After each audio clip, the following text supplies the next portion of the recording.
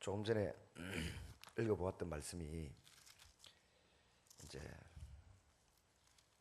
앞에 그 1절부터 3절까지의 내용에 보면 이스라엘 백성들이 에집트가 아니고 어디입니까? 바벨론에 포로로 끌려가서 이미 살고 있지 않습니까?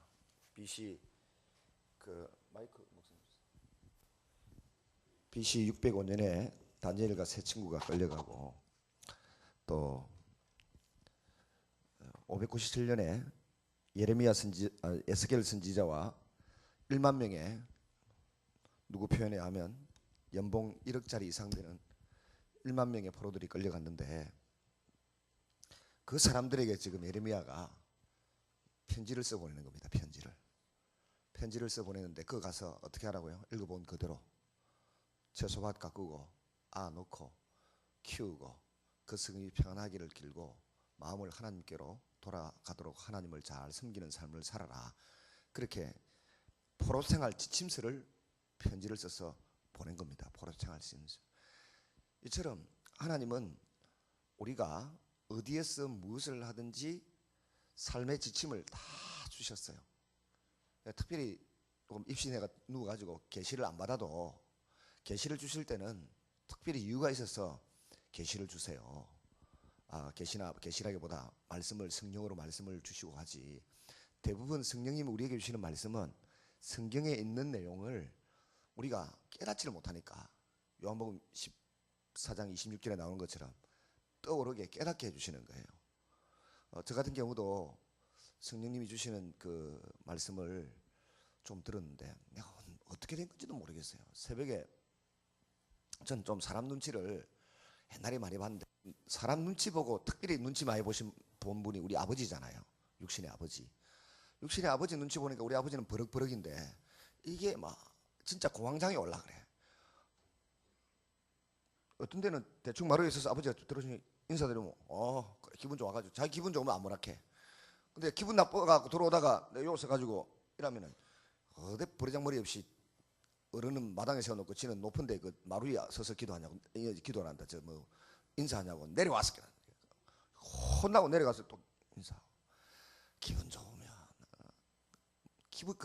그게 법도라 그러면 기분이 좋아도 제대로 아들한테 가르쳐야 돼요.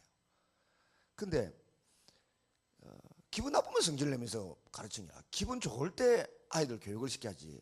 기분 나쁠 때 버럭하면서 성질을 보면 그건 뭐 부자지간에 관계만 깨지고 관계 깨지는 건 둘째치고 아들이 공황장애 온다니까요. 얼마나 아버지가 무섭고 힘이 드는지. 아버지한테 잘 보이려고 애를 쓰면서 30년을 헛송세월한 것 같아요.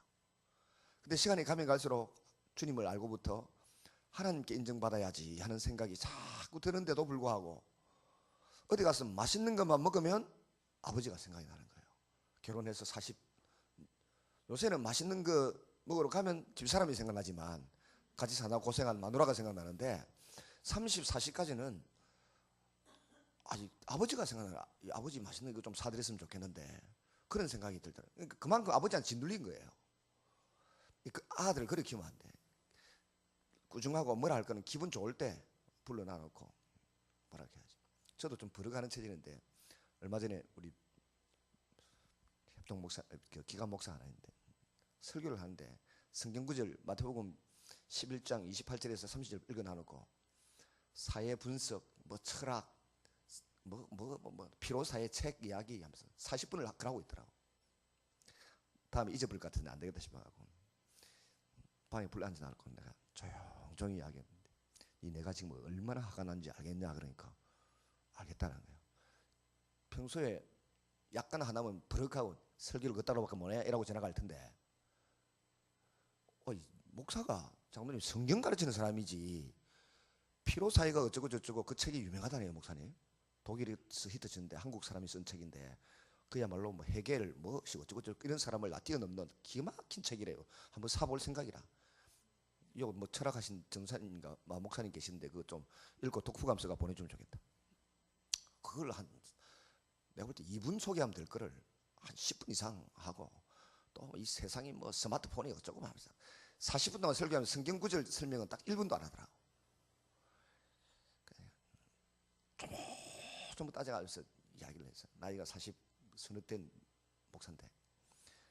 근데 니 알아라. 내같이 성격 급한 사람, 버럭하는 사람이 지금 이렇게 톤을 깔아서 차분하게 이야기할 때는 내가 얼마나 화가 나면 이렇게 하겠냐고 생각을 해봐라. 화가 나면 더 차분해져 저는. 근데 화가 나면 버럭하고 지나가. 그냥 귀찮으니까 버럭하고 지나가는데 화가 나면 참 뭐라 했어. 지난 수요일, 엊그제 수요일은 제대로 하더라. 그러니까 우리는 성경을 가르치는 사람이에요. 목회자는 성경을 잘 배우기 위해서 예를 들었는데 성경 한 권에 여러분 제일 비싼 성경이 얼마 할 것 같아요? 제가 들고 있는, 안 가져왔는데 제가 들고 있는 성경은 200만 원 합니다. 강덕순 목사가 그거는 3시간 4시간 만에 창세기부터 계시록까지 다 읽을 수 있도록 해놨어요. 약간만 훈련되면 중요한 거 밑줄 착착 가도록 해놔요. 그거 보니까 시내산에 8번 올라갔더라고. 모세가. 그 사람 다 표기를 해놨어요. 200만 원 해요. 깎아갖고 150만 원 주고 샀어요. 그 보여줘야 되는데 내가 안 가져왔네. 정말 그렇습니다. 그 다음에 제가 조병호 박사, 아까 부목사님이 오다가 이야기를 했는데 조병호 박사한테 성경을 배울 생각을 전혀 안 해서. 근데 우리 박영호 목사님이라고 선배 목사님이 저를 부르더니 남 목사, 내가 무릎을 꿇고 너에게 빌어서라도 내가 지금 성경 공부하러 가는데 데리고 가고 싶다는 거야. 내가 노후 목사한테 5번이나 가서 5주간이나 성경을 배운다고 앉아있어 봤는데 그거 아니다. 맞는다는 거야. 같이 가자. 돈이 얼만데요? 그러니까 250만 원, 220만 원, 그 당시 220만 원이라는 거야. 그 통독 그 조박사. 그 교회에서 220만 원 주고 세미나 갈 거 생각도 못 하겠고, 뭐 장로님들한테 이야기해도 기가 막히게 할 것 같고, 내가 생각해도 용납이 안 돼요. 성경 배우는데 뭐 250만 원을 주고 뭘 배우나. 근데 제가 지금 그 배운 이야기를 여기 와서 한마디도 안 했어요. 사실은 오늘 좀 할 겁니다. 들으면 아하 하고 나올 건데, 성경과 오대조국 이야기는 지금 할 겁니다. 오늘 안 나온 사람들 다 손해보는 기라. 그게 이제 좀 자유롭게 합시다. 제가 짝다리 하더라도 용서해 주시기를 바랍니다. 저도 목도 아프고. 그러면서 250만 원인데 돈 없으면 못 갑니다. 이러니까. 그러면은 남 목사 우리 교회 성도들한테 내가 누구한테 부탁을 하는 데서 150만 원인가 100만 원 내고 경남 목회연구소라고 우리가 운영하는 게 있어요. 우리 세 사람이 항은선 목사하고 박영호 목사하고 세 사람이 운영해요. 돈을 모아가지고 지금 수백만 원 모아놔서 한 300, 400 모아놨어. 그러니까 똘똘한 목사님이 있으면 불러다가 100만 원씩 사려주고 주변에 있는 젊은 목사들 공부하자 해도 공부 안 해. 얼마나 공부 안 하는지 몰라. 공짜로 다 강의 듣도록 해주고 미국에서도 데리고 오고 막 서울에서도 데리고 오고 강의 듣게 해줘요. 우리가 5만 원, 10만 원씩 모아가지고 지금 한 300만 원 넘게 모아놔. 좋은 사람만 있으면 초청해가지고 주변에 있는 경남 지역에 목회자를 초청해서 40, 50명, 많을 땐 100명 강의를 듣도록 만들어서 그 돈 모아놓은 게 있는데 남 목사 그거 얼마 있지? 한 300만 원 있는데요. 그 중에 그러면 150만 원 빼고 우리 교회 어느 집사한테 이야기해서 100만 원 받고 가자 이러는 거예요. 아니 선배가 무릎 꿇고 빌어서라도 데리고 가고 싶다 그러고 그 다음에 돈이 없다니까 자기가 돈을 마련해서 데리고 가겠다고 하는데 그거 안 따라가면은 뭐가 되겠어요? 버리장머리 없다 할 거고 또 목사님 우리가 해보지만 후배 중에 그런데 데리고 가고 싶은 똘똘한 애가 있고 성실한 애가 있고 예의 바른 사람이 있잖아요. 근데 저 인간들은 저거는 사람이 안 되겠다 싶은 거는 줬던 것도 뺏어오고 싶어. 근데 이쁘게 보셨는가 봐. 저하고 다른 목사 2사람을 이야기를 하더라고. 그 둘도 똑같은 심정이니까 데리고 가자. 둘 다 지 잘난 맛에 안 한다니까. 통독 그네 다 아는데 뭘 통독하냐고. 안 따라와. 이것도 안 따라와.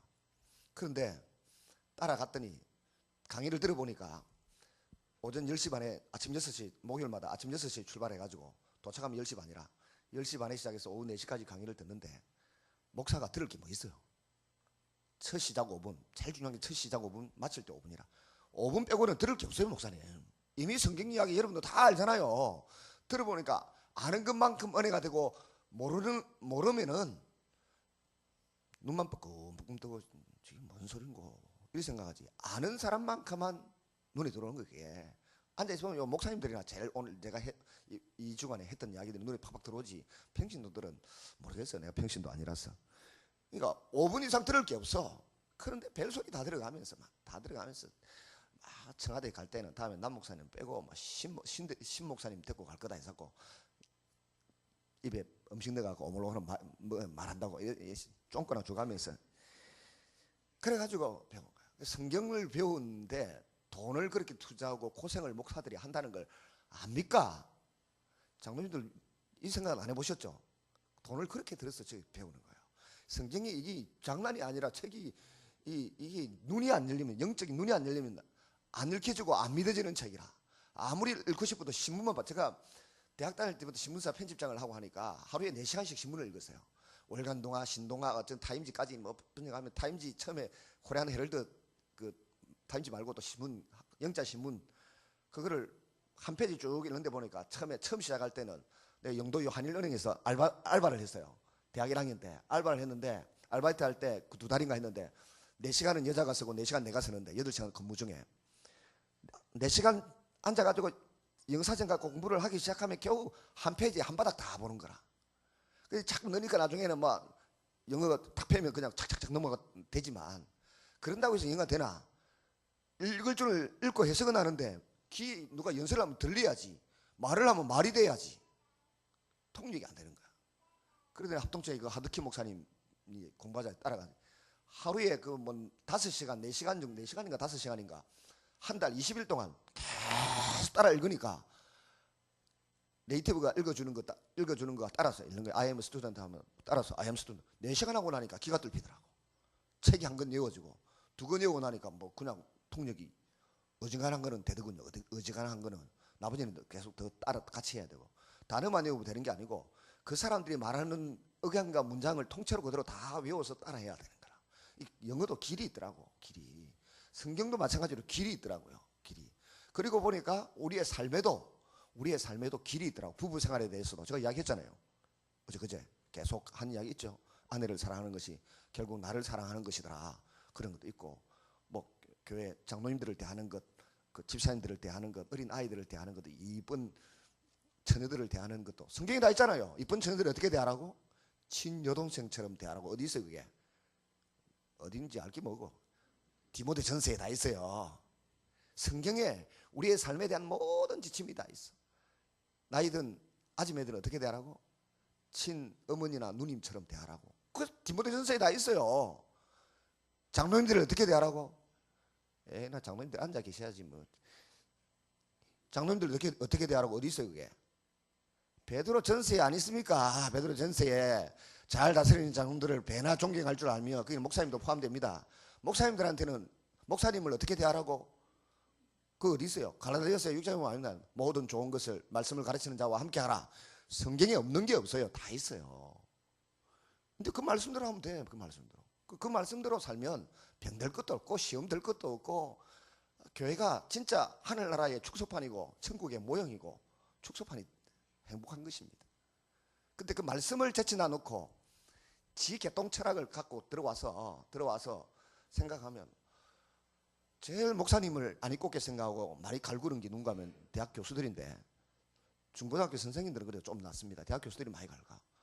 목사님들이 얼마나 힘들게 목회를 하고 알아듣지도 못하는 사람들을 알아듣게까지 가르쳐가면서 목회를 하는 줄 모르기 때문에, 목사님 베들 기도원 갔다 오면 새벽 2시에 들어가고 3시 반에 1시간 자고 나와 또 새벽 기도 인도한다 그러대요.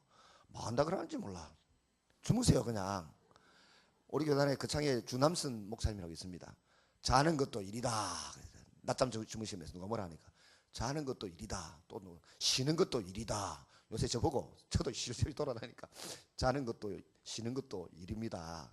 그래서 요새 열심히 쉬고 있습니다.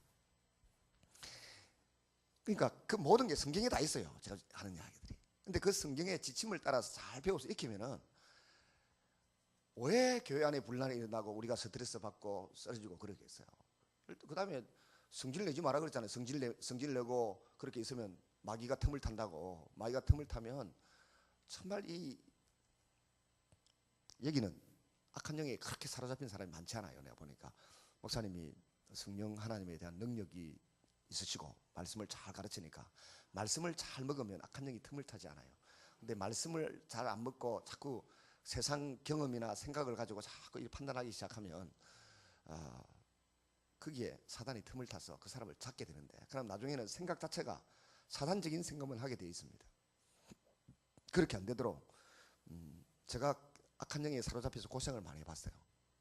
대학원 다닐 때 생활이 복잡하면 듭니다. 근데 이 악한 영이 회개할 때 떠나가는데 막 기침도 많이 하게 되고 막 그래요. 어떤 사람은 방구로 나간다는데 난 그런 건 모르겠고, 기침이 마른 기침이 나오면서 창자가 끊어지듯이 아파요. 그러면서 이게 떠져나가는데, 그래서 그런 사람들은 기도할 때 뭐라는 건 내 속에 하나님의 것으로만, 하나님이 좋아하고 기뻐하시는 하나님의 것으로만 가득 채워달라고 막 기도를 해야 돼요. 그 하나님의 것입니까? 성경 말씀을 자꾸 채워야죠. 그러면은 잉크물 컵에 잉크가 가득 차 있는데 그게 맑은 큰 주전자 가져와갖고 맑은 물을 계속 부으면 잉크물 시커먼 거는 빠져나가고 맑은 물로 컵이 채워지겠죠. 그러니까 말씀을 그냥 들여부어 있는 그대로 분석도 판단도 하지 말고 들여부으면 말씀으로 내 영이 가득 채워지기 시작하면 악한 영이 머물러 있을 밥이 없어요. 근데 남 욕하고 비판하고 그 세상 거나 받아들이고 이렇게 하면 악한 영에게 잘 삐지고 성질내고 그러면은 악한 영에게 밥을 주는 게 되는 거야. 음식을 주니까 이게 더 설치는 거지, 그 안에서. 결국은 그 사람 생각을 이상하게 만들고 나중에는 온몸이 돌아가면서 병원 가도 진단을 아무렇지도 않은데 오만신이 아픈 기라, 악한 영들. 그래가지고, 그런데 자꾸 하나님 말씀을 먹으면 영이, 우리의 영혼의 양식이 들어가면 이제 우리 영이 음식을 먹고 우리 속에 성령님이 말씀과 함께 역사하기 시작하면서 이게 견디지를 못하니까 막 떠나가, 서서히 떠나가는 사람이 있고, 이런 집회할 때 보면 그 충돌 현상이 생기잖아요. 악한 영이 안에서 있을 때 여기도 뭐 충돌 현상이 있어도 그렇게 심한 사람은 어떤데요. 어떤 사람은 어느 교회는 제가 집회한 데 가니까 의자에 앉아가지고 옆으로 콩 서렸다가 뒤로 콩 서렸다가 사모님한테, 사모님 저 이 귀신들 있네요. 한 30명 넘게 보이더라고. 사모님도 무식한 기라 뭐라는가 하면, 목사님 그 교인이 한 700~800명 되는데 내가 보니까 내 앉아있는 자리 주변으로 한 30명이 귀신이 들어서, 아무리 저또 귀신들, 근데 성령이 역사해서 그렇대요. 성령이 역사하는데 왜 담임 목사님 사회를 보고 강사가 와서 설교를 하는데 픽픽 쓰러 넘어지고 앞으로 넘어졌다가 뒤로 넘어졌다가 그러는 거예요. 성령님은 인격적인데 왜 그러냐고요. 그 안에는 악한 영이 견디지를 못하는 거예요. 성령이 역사하니까 견디지를 못하니까 킥 했다가 킥 했다가 킥 했다가 팍 했다가. 그런 장면 안 보셨죠? 진짜 지랄 같은 꼴을 봤다. 그걸 가르쳐주니까 목사님이, 사모님은 몰라, 담임 목사도 몰라. 그 유명한 어느 총장님 됐다니까, 지금 저 총회장 됐다니까 모르더라고. 근데 저도 처음에는 그 현상이 뭘 의미하는지 몰랐는데, 강태훈 박사라고 PBM 사역이라고 성령 사역을 전문적으로 하는 목사님이 계세요. 그 PBM이라고 강태훈, 그러니까 그분 박사학위 논문이 그 성령 사역의 성령과 치유라는 논문인데, 그 책이 있어요. 그 책만 보면 돼. 그 책이 제가 타이핑 다 쳐갖고 또 주는 사람이 있어. 그 책 논문 그거를. 근데 그게 우리 신대원에 그 박사학위 받은, 성령론 박사학위 받은 그건 책도 아니라. 그걸 받고 그건 PhD 받았어. 근데 목회학 박사학위 받은 강태훈 박사 논문은 세밀하게 돼 있어요. 그게 보니까 말하는가 하면 악한 영이 있는 사람들이 성령의 역사하면 충돌 현상이 일어나는데 그런 일이 일어난다. 보니까 맞더라고. 우리 합성교회도 그런 분이 하나 있었는데, 체육관에서 성령 집회를 하는데 보니까 의자에 앉아갖고 이러더라고. 근데 저기 미쳤나, 왜 수많은 사람들이 보고 있는데 저렇게 정신 나간 짓을 하나, 저거 이상하다 했는데, 보니까 악한 영이 그런데 알았어요. 시간이 좀 지났는데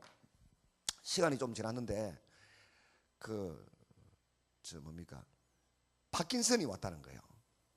그래서 MRI를 찍어보니까 정말 뇌혈관에 이상이 생겼다는 거예요. 그것도 마산 수준에서, 창원 수준에서는 그 판독을 사진만 찍으면 다 아니라 분석을 잘해야 돼요. 분석을. 그 MRI 분석을 잘해야 되는데, 의사들도 그걸 잘못 봐가지고 자꾸 사고가 생겨나고, 그러니까 분석을 못하는 거야. 그러니까 그 필름을 서울로 보냈더니 뇌혈관에 이상이 생겼다는 거예요. 분석을 잘해야 돼요. 성경 봐도 성경이 뭔지를 모르고 읽잖아요. 사람들이 전문가나 알지. 오늘도 내가 새벽에 이야기하면서 이거 누구를 의미하는지 알 때 여러분 멍하죠. 그럼 목사님들은 딱 보면 누구 이야기하는갑다 이렇게 감이 잡히잖아요. 그런 것처럼 필름을 보고도 밑에 이 지역에 있는 사람들이 잘 분석을 못해. 근데 서울에 아주 그 많이 한 사람 대장 내시경 뭐 위 내시경 해도 20만큼 보고 나니까 보이더랍니다. 아주 막 어느 내과 제가 아는 김내과에는 밀양의 김내과에는 하루에 400명씩 환자가 와요. 전국 각지에서 와요. 오는데 가짜다 싶어가지고 의료보험공단에서 와서 하루 종일 앉아있는 일주일 내도록 앉아있어 보면 진짜 400명이 오는 기라. 저 온천교회 안수 집사님인데 그 김 집사님이 하는 말이 저보고 20만 건을 보고 나니까 위 대장이 확실히 보이더라는 거예요. 그런 노하우가 쌓이기 전까지는 잘 모르는 거예요. 그러니까 아무리 그 교회도 그 총회장 목사님이 전국으로 부흥회를 다니고 뭐 총회장까지 되고 막 그래 해도 누가 안 가르쳐주면 안 돼. 겸손하게 저처럼 뭐 온유하고 겸손해야 누가 가르쳐주지. 교만하면 안 가르쳐준다니까. 그래서 제가 그 구동태 감독님 교회 간사인데 성시아 간사 제 밑에 일하던 간사인데 뭐라고 하는 게 좀 뭐하잖아. 성령님은 사람을 이상하게 그렇게 안 만들어요. 이상하다 싶어요. 나중에 파킨슨이라. 근데 제가 가서 파킨슨이라 할 때 귀신인데 어느 날 성시아 그 월요일마다 중보기도회가 있고 금요일마다 조상기도회가 있는데 월요일 날 강의하러 갔다가 씩 들렀더니 남 목사님 왔으니까 기도 한번 해주고 가라 그러는 거야. 그래서 기도를 해주고 있으니까 그 진간사도 나와서 기도 한번 받으라고. 그래서 딱 머리에 손을 얹었더니 하나님 은혜를 주시니까 제 머리 정수리에 동전 크기 500원짜리 동전 크기만큼 두 군데가 딱 아파오더라고. 그냥 동전 크기 500원짜리 동전 크기만큼 두 개가 아프다. 그러니까 그렇다는 거야. 기도하니까 아픔이 싹 사라졌어요. 아멘 할 때 해야지. 눈치가 없어가지고. 그래서 내가 그때 중국에 집회를 가는 날인데 그 다음 날 공항에 가만 앉아서 생각하니까 저거 모른 척하고 남의 교인인데 내가 뭐 아는 척 하겠노 싶어 내버려 둘려다가 전화를 했어요. 내가 보니까 귀신 들었는데 아무 소리도 하지 말고 마가복음만 일주일 내도록 읽을 거라. 문화금식, TV, 컴퓨터, 인터넷 다 끊고 마가복음만 읽고 있어요. 나이가 한 40대 40 중반 45, 6 됐어요. 그 아줌매가. 그 다음에 마가복음만 읽고 있거라. 그랬더니 마침 특별 새벽기도 하는 기간이라 아침 금식하면서 쭉 성경만 읽고 있으니까 그 귀신 들었다는 것 자체를 인정을 안 하더라고. 근데 그래도 시키는 대로 하고 있더라고. 제가 우리 제인출 목사 교회 성인수 부목사라는 그 친구가 이제 제가 창원에 데리고 가 창원의 어느 교회 그 친구 데리고 갔어요. 그 친구하고 우리 김 장로님하고 그 중보기도 인도하는 그 기도 많이 하고 은사 사역을 좀 하는 그 목사님하고 셋이서 다 나가라. 딱 쳐다보고 하니까 막 귀신이 떠나가는데 10초도 안 걸렸어요. 하고 따라하는데 옆에 있는 사람들 목사님들 다 졸도할 뻔해. 나는 그런데 하나도 안 무섭대. 마산교회 모가지 좋아하는 귀신도 아니고 뭐 지가 놀래가 가는데 뭐 와 하면서 가쁜 깨끗하게 다 나왔습니다. 깨끗하게. 제가 마음이 힘들고 그러면 그 진간사한테 전화를 해요. 문자를 보내요. 지금 수원으로 이사를 갔는데 다 나은 거예요. 고 감독님이 그 이야기 들으니 열받아가지고 교회 안에 성령 집회 한다고 하니까 막 발악을 하고 막 넘어지고 막 캐키거리니까 전부 다 귀신 들리는 것들이 있거든요. 그 합성교회 그 귀신 들린 성도들 가운데 제가 몇 사람을 고치는지 모릅니다. 그 다음에 또 그게 귀신의 역사인 것도 모르고 성령 역사인지 귀신의 역사인지 모르고 성령 받아 또 깝죽거리는 게 있더라고.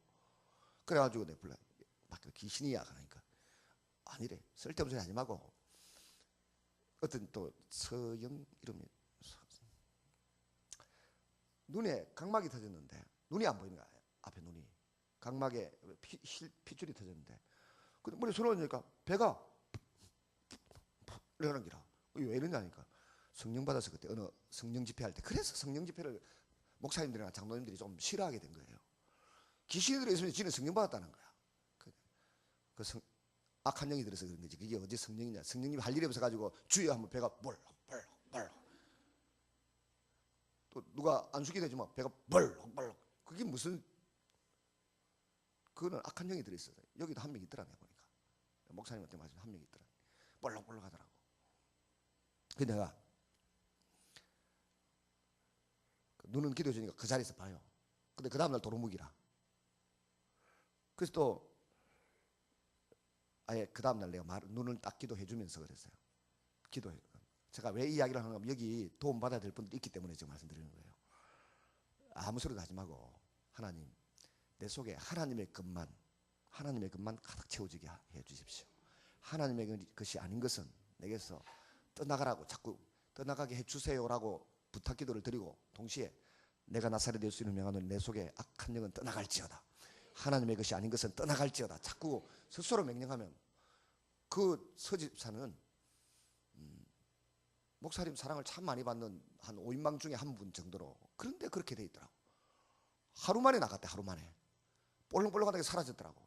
그리고 눈이 시력이 0.2인가 그랬는데, 그때 저는 그 이야기 해놓고 미국에 집회 가고 공부하라고 가버렸어요. 가고 한 달 뒤에 돌아오니까, 목사님 하루 만에 나갔을 뿐만 아니라 목사님 오신다 다시 귀국한다 해서 제가 그 병원에 가서 검사를 해보니까 시력이 0.8로 좋아졌다는 거예요. 0.8로. 그런 겁니다. 그러니까 그거를 뭐 좀 알고, 우리 목사님 정도는 충분히 그런 게 분별을 하시니까 알고요, 대처하면 성령 사역을 하면 할수록 성도들이 행복하고, 그런 걸 모르고 성령 사역을 하면은 귀신 든 것들이 막 방언한답시고 떠들어대고, 방언 안 하는 사람 무시하기 시작하고, 뭐 이상한 일이 은사 가지고 서로 경쟁하기 시작하고, 잘났네 못났네 별짓을 다 하게 되는 거예요. 그러나 말씀의 기초에 딱 서서 영적으로 분별하기 시작하면 온 성도가 행복하고, 우리 성도들 가운데 딴 데 가보세요. 200명 있으면 190명이 다 아파. 우리 아픈 사람 딱 3사람이 있어. 악한 영이 남아있는 할머니 3사람이 있는데, 아무리 기도해도 이것 귀신도 안 나가고 아픈 것도 돌아가면서 아프고, 3사람에 2사람 있어요. 한 사람은 젊은 사람인데 악한 영은 나갔고요. 악한 영은 나갔고, 근데도 이게 말씀의 기초가 자꾸 보강이 안 되면 영이 악한 게 나가도 다시 들어옵니다. 그러니까 말씀을 늘 익히는 거죠. 그전에는 정권 투자로 돌아다니고 뭐 별짓을 다 하고 차 한 대 걸고 돌아다니고 하던 사람이 죽을 고비를 넘기고 나니까, 그 다음에는 늘 교회 가서 성경 읽고 교회 봉사하고 열심히 하고 살아요. 그러다가 한 번씩 엉뚱한 소리 한다고 또 뭐 불안하다는 둥, 하나님이 당신을 자녀로 삼았고 하나님이 너를 사랑한다고 말하고 제사장이라 그러고, 눈에 넣어도 아프지 않는 존재라고 말하는데, 눈에 보이지 않는, 일어나지도 않을 엘리베이터가 뭐 끊어질 거라는 둥, 남편이 뭐 나를 쫓아낼 거라는 둥, 그런 허상적인 생각을 왜 붙들리고 사냐, 쓸데없는 소리 하지 마라. 그러면 또 마음에 자신감을, 사단은 그런 생각을 넣는 거예요. 근데 말씀해 보면 그건 가짜다라는 것을 알고 분별하고 물리쳐버리니까 견디는 거예요. 우리 그 박미옥 집사라고 그런 분이 있어요. 와가 간증을 좀 시키려다가 나도 그전에 11조도 땡가 먹고 그래서 하다가, 요새는 막 어디 있습니까? 무조건 제대로 해야지. 그리고 이제 치유에 대해서 조금 말씀을 드리면, 어깨 아픈 사람 있으면 좀 나와보세요. 어깨 아픈 사람. 됐다. 지금 선 사람만 나오세요. 지금 선 사람만. 더 나오면 안 된다. 지금 선 사람만 나와. 옆에 딱 서세요. 뒤에 와서 목사님들 와서 좀 잡아주시고, 뒤에 선 사람만 한 줄 옆으로 쭉 서세요. 옆으로 쭉 서세요. 이게 어깨가 왜 아픈가 하면은 목 디스크 때문에 기본적으로 오는 게 있고요. 그 다음에 신경하고 힘줄, 핏줄, 이게 엉킨 거예요. 그 전기 합성됐다는 거 있지 않습니까? 전기에 합성, 그 뒤에 두 분은 비키세요. 그 뒤에 두 분 그 비키세요. 그 서 있지 말고.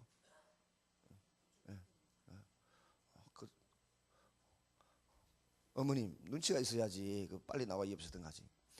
이게 그게 엉켜 있는 거예요.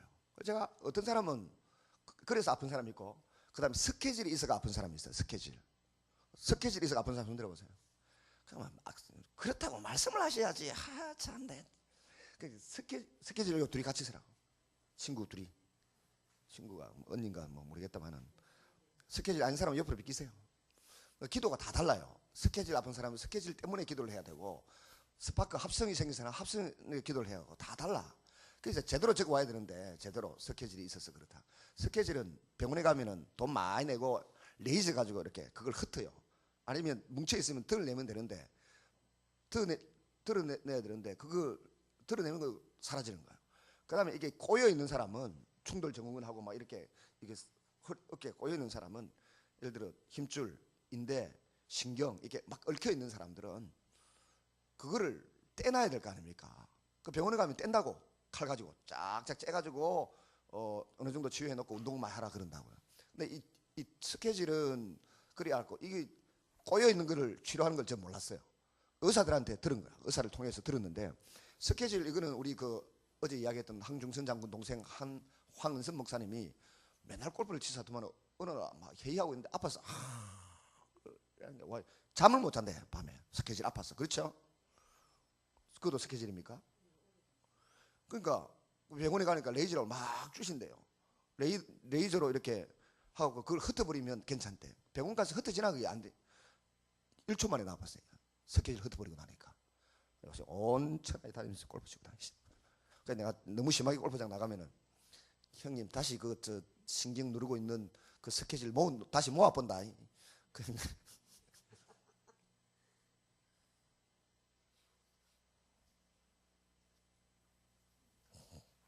어디입니까? 양쪽 다?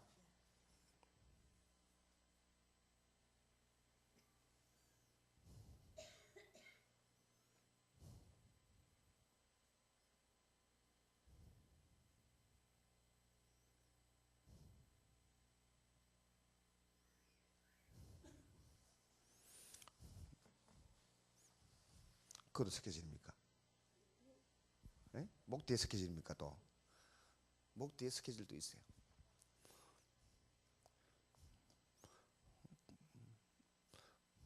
옷은 벗지 마시고.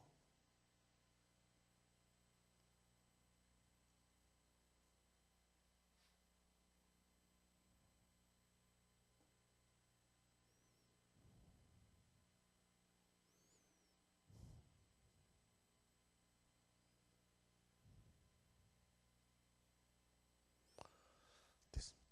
스케줄은 그래 이게 흩어져 버리면 다른 거예요. 근데 그 흩어지라는 걸 레이저 갖고 흩는다는데 저는 기도할 때 속으로 그러잖아요. 지금 여러분 보시다시피 마음으로 하나님 여기 스케줄 있다는데 이게 좀 신경 누르고 있는 걸 흩어버리세요. 그러면 하나님 알아서 흩어버리는 거예요. 우리 마음에. 그러니까 복장을 얼마나 우리가 잘 써야 되겠습니까? 그 다음에 어깨에 이렇게 신경이 꼬여 있는 것도 들어보니까 그걸 칼 가지고 전부 짠대요. 우리 그 어제 간증하던 걔그 첫날 간증했던 걔 자기 엄마 오늘 저녁에 아마 그 집사님 오실 것 같아. 그분 막 아무리 기도해도 안 되더라고. 근데 어디 갔더니 저 근사님이 통증 클리닉 가니까 칼 가지고 전부 어깨를 이렇게 그 힘줄하고 인대를 이렇게 분리해가지고 째더라네. 째놓고는 운동하라 해서 운동하니까 괜찮아졌다는 거예요. 그래서 교회 갔다 와가지고 그 이야기를 듣고 교회 와서 어깨 딱 손얹고 하나님 이거 째주세요 이래. 그랬더니 픽 쓰러지더니 진짜 하나님이 째는데 누워있는데 칼 가지고 정말 팔을 이렇게 째더래요. 짤 때에 통증이 본인한테 막 일어나더라고. 일어나더니 그냥 팔 뱅뱅 돌아가는 거예요. 그러니까 의사 선생님을 무시하면 안 된다니까. 한 번 더 일어서 보세요. 버티지 말고 한 번 더 일어. 오른쪽 남았잖아. 그래 움직여 보세요. 팔이 이제 어떤지 어디 어느 쪽이 아픕니까? 예?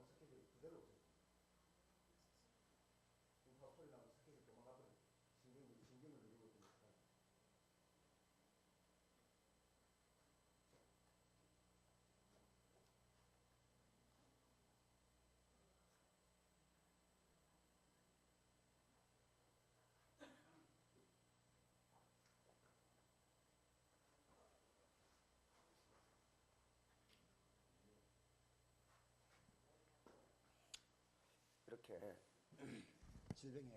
질병의 원인이 생활 습관이 잘못돼갖고 그것도 한번 확인해 보세요. 아픈 거 어찌 됐는지. 그냥 들어가면 어떡해? 나았어요? 예? 뭐시라쿠노? 나았습니까? 평안해졌어요? 밤에 잠도 못 잔다고 저 스케줄이 얼마나 아픈지. 어떤 사람은 한 번만에 기도해서 낫는 사람이 있고요. 마가복음 7장 8장에도 보면 예수님이 고침받으러 왔는데 얼굴에다 침을 탁 받아 사람이 있어. 더럽게. 또 어떤 사람 뱉어가지고 눈에 딱 익으니까 보이냐 하니까 나무와 같은 것이 걸어가는 것이 보인답니다. 그랬잖아요. 한 번 기도, 예수님도 한 번 기도해갖고 보이냐, 어중간하게 눈이 밝아졌다는 수 있잖아요. 그러니까 나무와 같은 것이 걸어갑니다. 그러니까 다시 한 번 더 기도해줘서, 그러니까 사람이 걸어가는 것이 보입니다. 주님도 두 번 기도해 고친 사람이 있어요. 그 다음에 또 벙어리 되고 저 기먹은 귀신한테는 예수님이 침을 탁 뱉어갖고 어디다가 그 사람 혓바닥에다가 탁, 내가 그래 놨으면은, 그런 일에도 존심을 버리고. 근사님이십니까? 어깨 어떠세요? 집사님 어떠세요? 풀어보세요. 그건 아직 남았어요. 왼쪽은 되고 오른쪽은 뭔가 하나님 옆에 제대로 해보세요. 뭔지 모르지만은 왼쪽은 그쪽은 하나 난간났을 땐 이유가 있을까요? 다른 사람 용서를 하든지 사랑을 하든지 하나님 옆에 할 일을 제대로 하셔야 돼요. 우리는 사람은 쏘가도 그 하나님은 안 쏘습니다. 그래서 그 제일 중요한 게 생각, 마음을 바르게 해야 돼. 그 말씀을 따라 잘 바르게. 그래서 보니까 지금 나와가지고 며칠 해도 안 났던 사람 지금 막 났잖아요. 지금 막 났는 사람들은. 그러니까 왜 어깨가 아픈 원인을 알아야 돼. 원인을. 그래서 병원에 가 진단 받아온 사람, 저는 진단 안 받고 와가지고 아프다고 기도해달라는 사람은 별로 좋아합니다. 별로. 근데 진단 받고 오신 분들은 아주 좋아합니다. 왜냐하면 진단 없이 온 사람은 나도 우연히 나았겠지 이렇게 생각하고, 자기들 교회 가서 감상문도 제대로 못해. 영광도 안 돌려. 그냥 우연히 아프다고 우연히 나았겠지 이렇게 생각한다. 그러나 병원 진단서를 딱 가지고 있던 사람은 낫고 난 뒤에 하나님이 고치셨구나, 신앙 고백을, 감사, 가정에서도 감사, 하나님에 대한 이 주관이 딱 서는 거예요. 그래서 병원 진단서 갖고 온 거다. 그게 맞잖아요. 예수님 10명 문둥병자 고치는데 9명은 전부 해내게 도망가 버리고 1명은 돌아와가지고 감사하다고 하니까, 감사하러 돌아온 그 사람에게 더 구원을 약속하고 축복하시지 않습니까? 뭐 하다가 옆으로 가고 일하고 있나? 근데 계속 옆으로 갔으면 좋겠습니다 하는 사람도 있을 끼구만.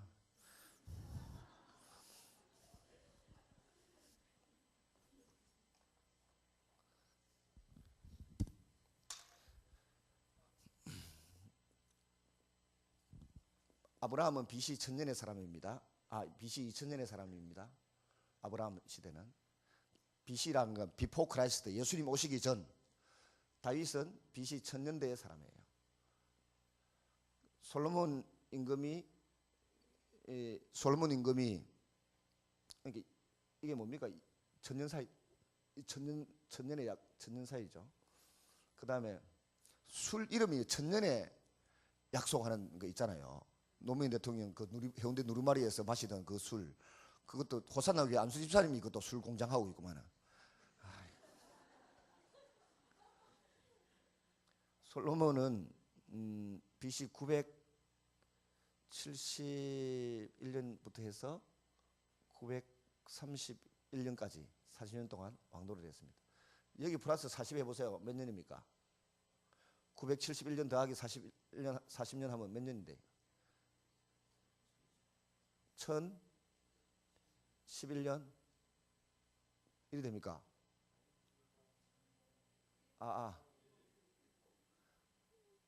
이게 이 기간에서 971년 이때까지가 40년 동안 다윗이 임금 노릇한 때입니다. 또 40년도 올라가면 하면 사울 임금이죠. 이 931년에 하나는 북쪽은 르호보암, 남쪽은 르호보암이고 북쪽은 뒤에 생긴 여로보암인지 여로비암인지 이렇게 이 사람은 몇 년도에 망했어요? 722년에 아수르 제국이 망하고 그 다음에 남쪽 유다는 586년에 망했습니다. 아수르 제국이 망할 때 아수르 제국은 이스라엘의 북쪽 이스라엘의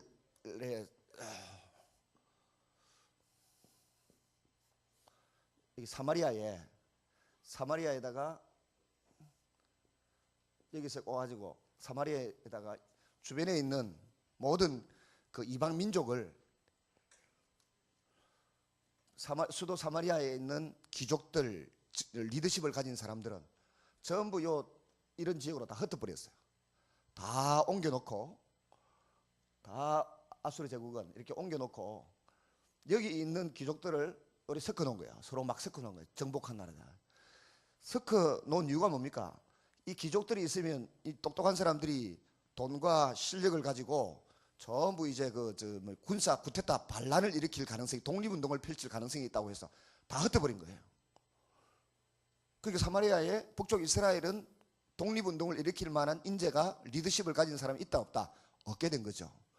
그래서 아수르 제국이 식민지 정책을, 제국주의 정책을 펼칠 때 성경과 5대 제국에 나오는 이야기입니다. 제일 중요한 키워드가 뭔가 하면 핵심되는 단어가 아수르 제국은 경계라는 겁니다. 경계. 뭐 경계? 경계가 무의 경계가 아니고 민족의 경계를 허물어버린 거죠. 북쪽 이스라엘을. 그러니까 독립 제국을 유지하기 위해서는 각 민족이 뒤죽박죽대로 섞어 나와가지고 막 사마리아인 같은 게 생기지고 이러면 민족의 정체성도 없고 지도자도 없으니까 제국을 유지해 나가는데 훨씬 도움이 된다고 생각해서 민족의 경계를 허물어버리는 것을 제국을 유지하는 최고의 수단으로 삼았어요. 미국은 막강한 경제력과 군사력을 가지고 있으면 세계를 경영할 수 있다. 지금 그렇게 믿고 하고 있잖아요. 거기에 따라가 요새 중국도 그렇게 하려고 하고 있고, 북한은 어쩌든지 살아남으려면 민족 주체 사상을 해야 된다고 생각하고, 우리는 어쩌든지 살아남으려고 하면 뭘 해야 돼요? 반공을 해야 된다고 믿는 거죠. 반공. 이승만 대통령 이후 박정희 대통령마저도, 박정희 대통령이 원래 벨기에였는데, 원래 벨기에였잖아요. 여순 순천 반란 사건 때 소령 달고 그 벨기에 반란 주도했던 사람 중에 한 사람인데 사형 선고 받았지 않습니까? 사형 선고 받아서 죽일 거를 백선엽 장군이 살려줬다고, 계엄사령관으로 살려줘가지고 살려놨더니 자기가 나중에 쿠데타 이렇게 해가지고는 대통령이 됐잖아요. 대통령이 됐는데 미국이 가만 안 둘라 그러니까 박정희 대통령이 정권을 유지하고 살아남기 위해서는 미국이 중요하게 생각하는 가치, 반공, 이 반공 정책을 대한민국 자기가 정권 잡은 그 국시로 삼아서 계속 밀고 나가야만 미국이 무기를 해준다. 그래서 박정희 대통령도 원래 벨기에인데 이 사람이 살아남아 가지고 지금 반공을 국시로 해서 우리나라를 이렇게 발전시키고 살았잖아요. 다 먹고 살자고 하는 짓이지 뭐. 반공. 우리는 반공을 해야 먹고 사는 줄로 믿습니다. 실제로 반공해야 먹고 살고, 공산주의 그것들은 인간들이 못 돼가지고 얼마나 심보가 고약한지 교인들 심보하고 비슷하구만. 공산주의 사상이 뭡니까? 목사님은 500만 원 벌어오고 나는 200만 원 벌고 부목사님 100만 원 벌어오는데 다 모아놓고는 필요한 만큼 가져가. 500만 원 벌어오는 목사님 보고 네 100만 원만 가져가 쓰고 400만 원 내놔라. 저는 100만 원밖에 안 벌어왔는데 400만 원 필요하다고 교육시키는데 400만 원 가져가 버리고, 그러면 이 목사님하고 저하고 미쳤는가? 쎄 빠지게 일해가지고 500만 원 벌어서 400만 원 저어 버리고, 지는 빈둥빈둥 넘으면서 100만 원 벌어와고 필요하다고 지는 500만 원, 400만 원 가져가 버리고, 그러면 뭐하려고 열심히 일할 사람이 생기겠어요? 그 공산주의 원리가 뭐예요? 공산주의를 어려워가지고, 공산주의 원리가 뭔가 하면은 능력만큼 일해가지고 돈은 많이 벌어오고 많이 벌어오대. 그 다음에 필요한 것만큼 게으른 인간도 필요한 것만큼 가져간다. 그게 공산주의 아닙니까? 이해가 되십니까? 그러니까 열심히 일 안 하고 공부 안 하고 노력 안 하고 땀 안 흘리는 것들이 필요한 것만큼 다 가져가겠다고 하지, 열심히 돈 벌어봤자 자기한테 들어오는 거 없잖아요. 전부 다 농땡이 치는 기라. 전부 다 같이 망하는 거지. 공산주의는.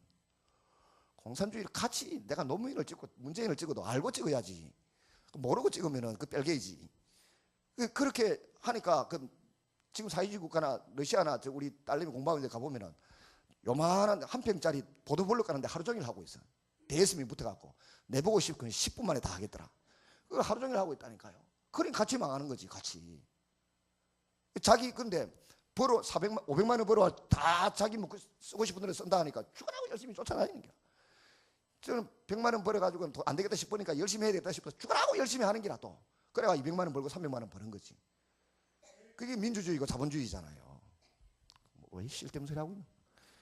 아수르 제국은 이렇게 민족의 경계를 허무는 게 자기들 제국 정책의 모토였어요. BC 586년에 남쪽 유다가 바벨론에게 아수르 제국도 그래도 망한 거야. 그렇게 하면 잘 될 줄 알았지만 한 나라가 세워지고 망하는 게 인간의 정책이나 깨로 되는 것이 아니라 하나님의 손안에 있는 줄로 믿습니다. 바벨론 제국이 들어섰어요. 바벨론 제국이 들어섰는데 바벨론 제국은 아수르가 왜 망했지? 가만히 생각해 보니까 막 민족 경계를 막 그냥 뒤흔들어 버린다고 해서 될 줄 알았더니 안 됐거든. 그러니까 뒤흔들기 아니라 교육 부재다 이래가지고 우리나라하고 비슷해. 교육을 엄청 시켰다. 교육이 키워드입니다. 제국 유지 정책의 키워드가 교육입니다. 바벨론 제국은 그래서 교육을 시키는데 귀족들 똑똑한 놈들 데리고 가가지고 세뇌 교육을 시키는 거예요. 누구? 다니엘과 메사카, 아벤노고 이 사람들 전부 교육을 시키는데 바벨론 제국 왕립 느부갓네살 이 돈 다 대주고 먹을 거 입을 거 다 대주는 그 왕립 학교에서 3년 동안 왕의 식탁에서 나오는 음식 먹어가면서 죽으라 공부시켜 놓으니까 이 젊은 아들을 10대 아직 머리도 굵어지기 전에 10대 아들을 다니엘과 이 아들 데리고 가가지고 막 세뇌 교육을 시켜서 황제 밑에 끈앞으로 제국을 유지하는 그러니까 앞제비로 쓰는 거죠. 앞제비로 쓰려고 교육을 열심히 시키는 겁니다. 교육 열심히 시키면 될 줄 알았는데 안 되는 인간이 있어요. 누구? 예수제이지 뭐. 아무리 교육시켜도 안 되는 거. 공산주의 러시아, 중국, 지금 북한 아무리 교육시켜도 세뇌 교육시켜도 안 되는 사람들이 있는데 예수 믿고 하나님 믿고 사는 사람들은 아무리 세뇌 교육시켜도 안 돼. 그래갖고 러시아에 고르바초프가 나온 거 아닙니까? 고르바초프가 초등학교 6학년 때 세례받았다는 거 아닙니까? 그걸 페트로 와는 그거 처음 듣는 이야기예요? 원자바오 중국의 총리가 세례받았다는 거 아닙니까 지금? 그다음에 새로 된 후진타오인가? 후진타오 말고 요새 새로 된 사람. 시진핑 부인이 또 뭐 크리스찬 일 안 합니까? 아무리 사회주의가 교육시켜봤자 하나님 말씀으로 무장된 사람은 못 건드리는 거예요. 자손손 되도록. 중국 뚜껑을 여니까 뭐 교회가 사라진 줄 알았더니 앵글 1억이 남아요. 1억이. 우리나라 인구보다 더 많은 예수 믿는 사람들이 있는 거예요. 그리고 진실해요. 그 다음에 교육을 시켜도 다니엘이 안 넘어가고 황제한테 뭐 구신구신 안 하고 그러나 하나님을 두려워하면서 사람을 존중하고 생명을 귀하게 여기면서 정적을 만들지 않잖아요. 남하고 원수지지 않는 기라. 원수지지 않고 살잖아요. 그게 바벨론 제국의 교육 정책이었어요. 근데 이 바벨론 제국에 먼저 끌려간 다니엘과 메사카, 아벤노고 뭐 또 에스겔과 1만 명의 선지자에게 지금 예레미야 선지자가 지침서를 딱 보낸 겁니다. 바벨론 살 동안 쓸데없는 소리 하지 말고 이렇게 살아라. 70년이 차면 돌아오게 해줄 거다. 이 약속을 하는데 이 메시지를 23년 동안 지금 전하는 겁니다. 바벨론에 편지 써 보내고 지금 여호야긴, 시드기야 임금 시대에 23년 동안 말씀을 전하고 해도 안 믿는 거예요. 안 믿는데 오늘 새벽에 말씀드린 것처럼 시드기야가 에집트에 자꾸 도움을 청하려고 하고 그 앞에 여호야긴도 그러고 여호야김도 그러고 자꾸 에집트에 도움을 청하다가 망하잖아요. 시드기야가 예레미야 불러놓고 진짜 항복하면 살려주나? 그렇다고. 그게 하나님 뜻이라고. 그 가서 재교육 70년 받고 돌아오면 됩니다. 이렇게 이야기를 하니까 쪽팔려서 못하겠다. 조카들이 나를 뭐라 하겠노? 그래서 버티다가 예레미야 이가서에 나오는 그 비참한 상황이 벌어졌어요. 이 대목에서 우리나라에 인조 대왕이라고 하는 사람이 있습니다. 근데 인조 임금이 뭐 한다고 대왕입니까? 대왕? 이유를 아십니까? 철학 공부하신 분, 그 목사님 어디 가셨노? 철학 목사님, 그 인조가 왜 대왕이에요? 쓸데없이 우리는 인조 대왕이라고 부르고 시드기야하고 반대 행동을 했습니다. 청나라가 들어와서 이제 우리가 막 굴욕을 당하고 한 남한산성에 피신을 갔잖아요. 남한산성 인조대왕의 반정으로 임금이 됐지만은 이 사람을 대왕이라고 부르는 이유는 그 남한산성에까지 몰려가지고 있는데 청나라 군대가 지금 예레미야 에가서에 나온 사건을 조선에다가 펼칠 것 같으니까 인조 대왕이 백성들을 위해서 내가 굴욕을 당하마 하고 나온 거예요. 신하들이 반대하고 만류하는데도 나와가지고 7층 석탑을 쌓아놓고 돌과 흙을 섞는 7층 석탑을 쌓아놓고 청나라 장수, 요새 가서 미국의 국장급도 안 되는 장수 나부랭이 하나 그 위에 보좌를 펼치고 딱 앉아 있는데 거기에다가 이 말을 땅바닥에 피가 나도록 3번 집하고 절을 하고 이 나라의 백성을 살려달라고 요청합니다. 그 굴욕을 그쪽에서 요구를 했거든. 항복을 하는 겁니다. 항복을 하니까 조건이 있는 거예요. 우리나라 처녀들 가져가지 마라. 겁탈하고 건드리지 마라. 이 백성을 살려달라. 청나라의 장수가 한 가지만 했어요. 수도 한양 안에 있는 왕궁 그 한양 안에 있는 여자들만 건드리겠다는 겁니다. 예를 들면 공주와 장관들 부인들, 장관집 딸들, 너희들이 사고 쳤으니까 그걸 다 건드렸어요. 완전히 그냥 유린했어요. 강간하고 막 임신시키고 막. 그러고 이제 조선을 살려놓고 갔어요. 돌아가고 난 뒤에 며칠 지나고 보니까 전부 다 양반 부인들이 무슨 판서 무슨 뭐 참판 부인들이 임신을 당한 거라. 그 임신을 당한 여자들을 내버릴 수 없잖아요. 임금과 자기 남편들이 잘못해서 약한 여자가 그렇게 고통을 당했는데 임신했다고 버리겠습니까? 어쩌겠습니까? 그러니까 버릴 수는 없는 거고 그 여자들을 다 한 군데 모았어. 다 한 군데로 모아가지고 애를 떼야 될 거 아닙니까? 애를 떼는 동네에 모은 거야. 그러고 애가 태어나면 죽여버리든지 하고 하여튼 애를 떼는 동네를 만났는데 그 애 떼는 동네 이름이 서울에 있어요. 뭐겠습니까? 한자 아시는 분은? 뭡니까? 이태원이라. 이태원. 그래서 이태원이 뗀다는 동네 아닙니까? 뗀다는 동네. 애기 떼는 동네 이태원 마을을 그렇게 만들어 가지고 장관 부인들 교수들 임신시킨 청나라 그들이 임신시킨 그 부인들의 그 한을 거기서 다 떼고 없애고 다시 자기 집으로 다 데리고 간 게 이게 우리 조선의 역사입니다. 이 일에 있어서 인조가 자기 주변에 있는 그 부인들은 그렇게 능욕을 당하도록 했지만 이 나라 백성들을 다 살려놓은 거예요. 그래가 인조가 대왕 아닙니까? 아이고 세상에. 나는 그 이야기 할 때마다 진짜 피눈물이 나요. 시드기야는 꼴랑 자기 자존심 때문에 예레미야 38장에 보면 그 이야기가 나옵니다. 예레미야 38장에 예레미야를 불러갖고 그 이야기 주고받습니다. 꼴랑 자기 자존심 때문에 예루살렘 성을 완전히 초토화시켰어요. 그러니까 하나님이 아들부터 자기 목전에서 죽여버리고 마지막으로 자기 눈을 뽑지 않습니까? 빨리 항복해. 예레미야의 말대로 지침대로 바벨론 가서 재교육 받으란다 하고 했으면은 하나님이 안식년 지키지 않는 횟수만큼 490년 동안 70년 동안 490년에 70번의 안식년을 안 지켰잖아요. 훈련 다 받고 돌아온다고. 근데 그걸 안 했다는 거예요. 끔찍하기도 하고. 그러니까 지도자를 잘 만나야 된다. 우리는 그래도 논어, 공자, 맹자 뭐 이런 걸 공부를 해가지고 지도자를 잘 만났잖아요. 지도자를. 논어에 보면 이런 이야기가 있습니다. 성경 이야기해야 되는데 인생에 3가지 불행이 있어요. 첫째는 너무 젊어서 출세하는 것. 전병우 목사같이 너무 젊어서 출세해가지고 유명해지니까 그 고독함을 힘들어요. 부흥회 다니는 목사들이 얼마나 고독한 줄 알아요? 어떤 데는 정말 가기 싫다고. 목사가 돈 벌려고 목사하는 것도 아니고 너무 고독한 거예요. 외롭고 마치고 집에 들어가면 그렇게 외로울 수가 없어요. 그럼 이 간과 쓸개가 없는 마누라가 옆에 좀 있으면 됐긴데 교회 가서 논이라고 남편 놔두고 혼자서 별 생각 다 하고 쉬도록 놔두고 간다고 어디가 옆에 가만히 있으면 됐긴데 진짜 고독해요. 그 유명한 제이 목사님 젊어서 사람들에게 스포트라이트를 많이 받았던 사람들이 다 넘어지는 거예요. 인생의 3대 불행 중 첫째가 너무 젊어서 출세하는 것. 두 번째 불행이 뭡니까?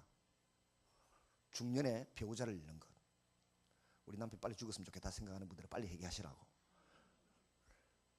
식물인간처럼 누워있는 남편이라도 있으면 좋겠다고 죽으니까 그렇게 서럽게 우는 부인들 내 많이 봤습니다. 돌아가시고 나니까 없는 남편 신발 장화 있는 것처럼 딱 해놔놓고, 그래야 동네 사람들이 누가 지나가던 사람 업신여기지 않는다 해가지고 죽은 남편 신발을 10년 동안 그게 배치해놓은 사람들 우리 교회 근사님 중에 있었어요. 그러니까 문디가 그 원수 같은 남편이라도 살아 있어줘서 고맙다 이렇게 하시기를 바랍니다. 그래, 예가 맞습니다. 아멘 하면 안 되고. 그 다음에 세 번째 불행이 뭐라고요? 나이 들어서 돈 없는 거. 그게 불행이랍니다. 어쩌든지 간에 자식 교육을 잘 시켜가지고 용돈을 많이 내놓게. 그러니까 그래가지고 70년 이제 프로 생활을 하는데요.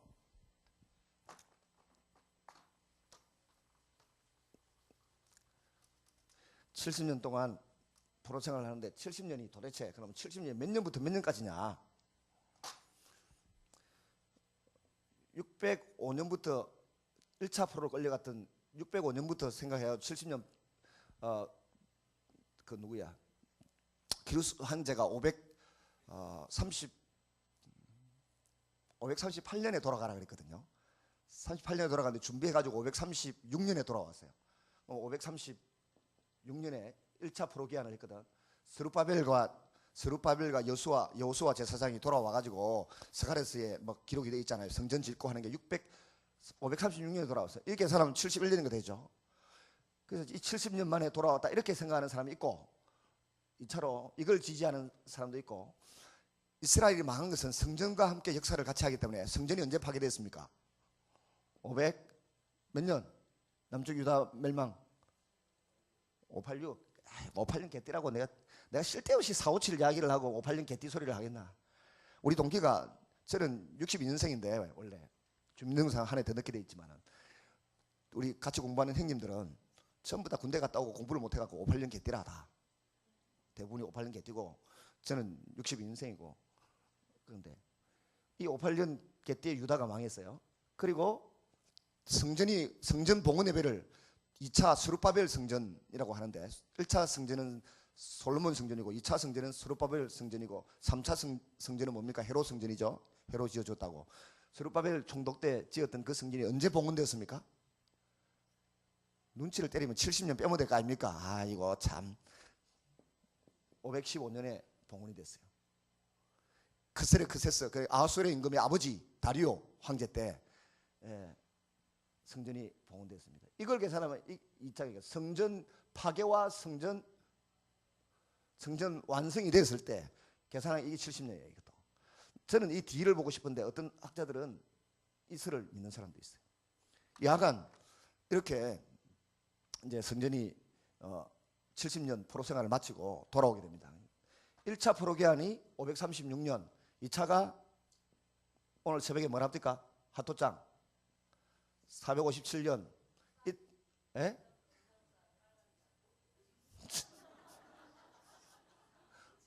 스룹바벨가 이제 여유가 좀 생기는가 봐.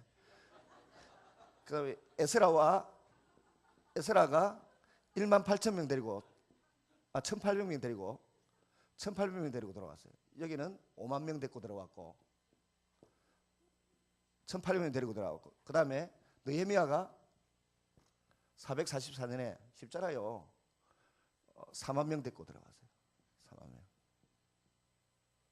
4만 명을 데리고 들어왔어요. 그럼 이때까지 데리고 들어올 때 이제 페르시아는 이 아수르는 민족의 경계를 허물어서 제국을 유지하려고 그랬고, 바빌론은 세뇌 교육을 시키가 제국을 유지하려고 하다가 누구한테 망했다고? 페르시아 기루스한테 망했는데, 에스라가 그 누구야? 예레미야 선지자가 이야기했듯이 평안하길 기도하고 살아서 하니까 전쟁도 한번 안 하고 나라를 통째로 바벨론이 페르시아한테 내준 거예요. 조용히 내줬습니다. 나중에 발란리키가 그때는 또 사고 치지만은 내주는데, 페르시아는 또 아수르 제국을 연구를 해보고 또 바벨론 제국을 연구를 해보고 저것들이 왜 실패했지? 이 생각해 보니까 결국은 돌이 없어서 망했다. 돈을 많이 끌어모아야 되겠다 이렇게 생각한 거예요. 돈을 많이 끌어모으는 방법은 세금을 많이 불러 모아야 될 거 아닙니까? 세금을 불러 모으려고 하면 정복한 그 나라들이 나름대로 또 세금을 낼 만큼 잘 살아야 되잖아요. 그러니까 세금을 많이 낼 수 있도록 하려고 하니까 안 되겠다. 똑똑한 놈들 다시 자기 고향으로 보내가지고 농사를 열심히 짓고 산업을 잘 일구어서 우리한테 세금이나 잘 갖다 바쳐라 이놈들아, 그런 거예요. 그래서 기루스가 유대인들도 보고 너가 빨리 돌아가가지고 열심히 농사 짓고 잘 해가지고 세금을 많이 내라, 돌아가 하니까 스룹바벨과 여호수아를 비롯해서 군사 작전 계획을 세웠나, 칼을 하나 만들었나, 하사를 한번 만들었나, 그냥 싹 돌아간 거예요. 그래서 이 사람들은 페르시아의 제국 통치의 핵심은 수입니다. 숫자입니다. 숫자인데 군사력도 엄청나가지고 이 페르시아가 숫자가 제국 통치의 키워드가 되기도 하지만은 중요한 것은 세금 수입을 많이 잡기 위해서 숫자가 제국 통치의 핵심 키워드예요.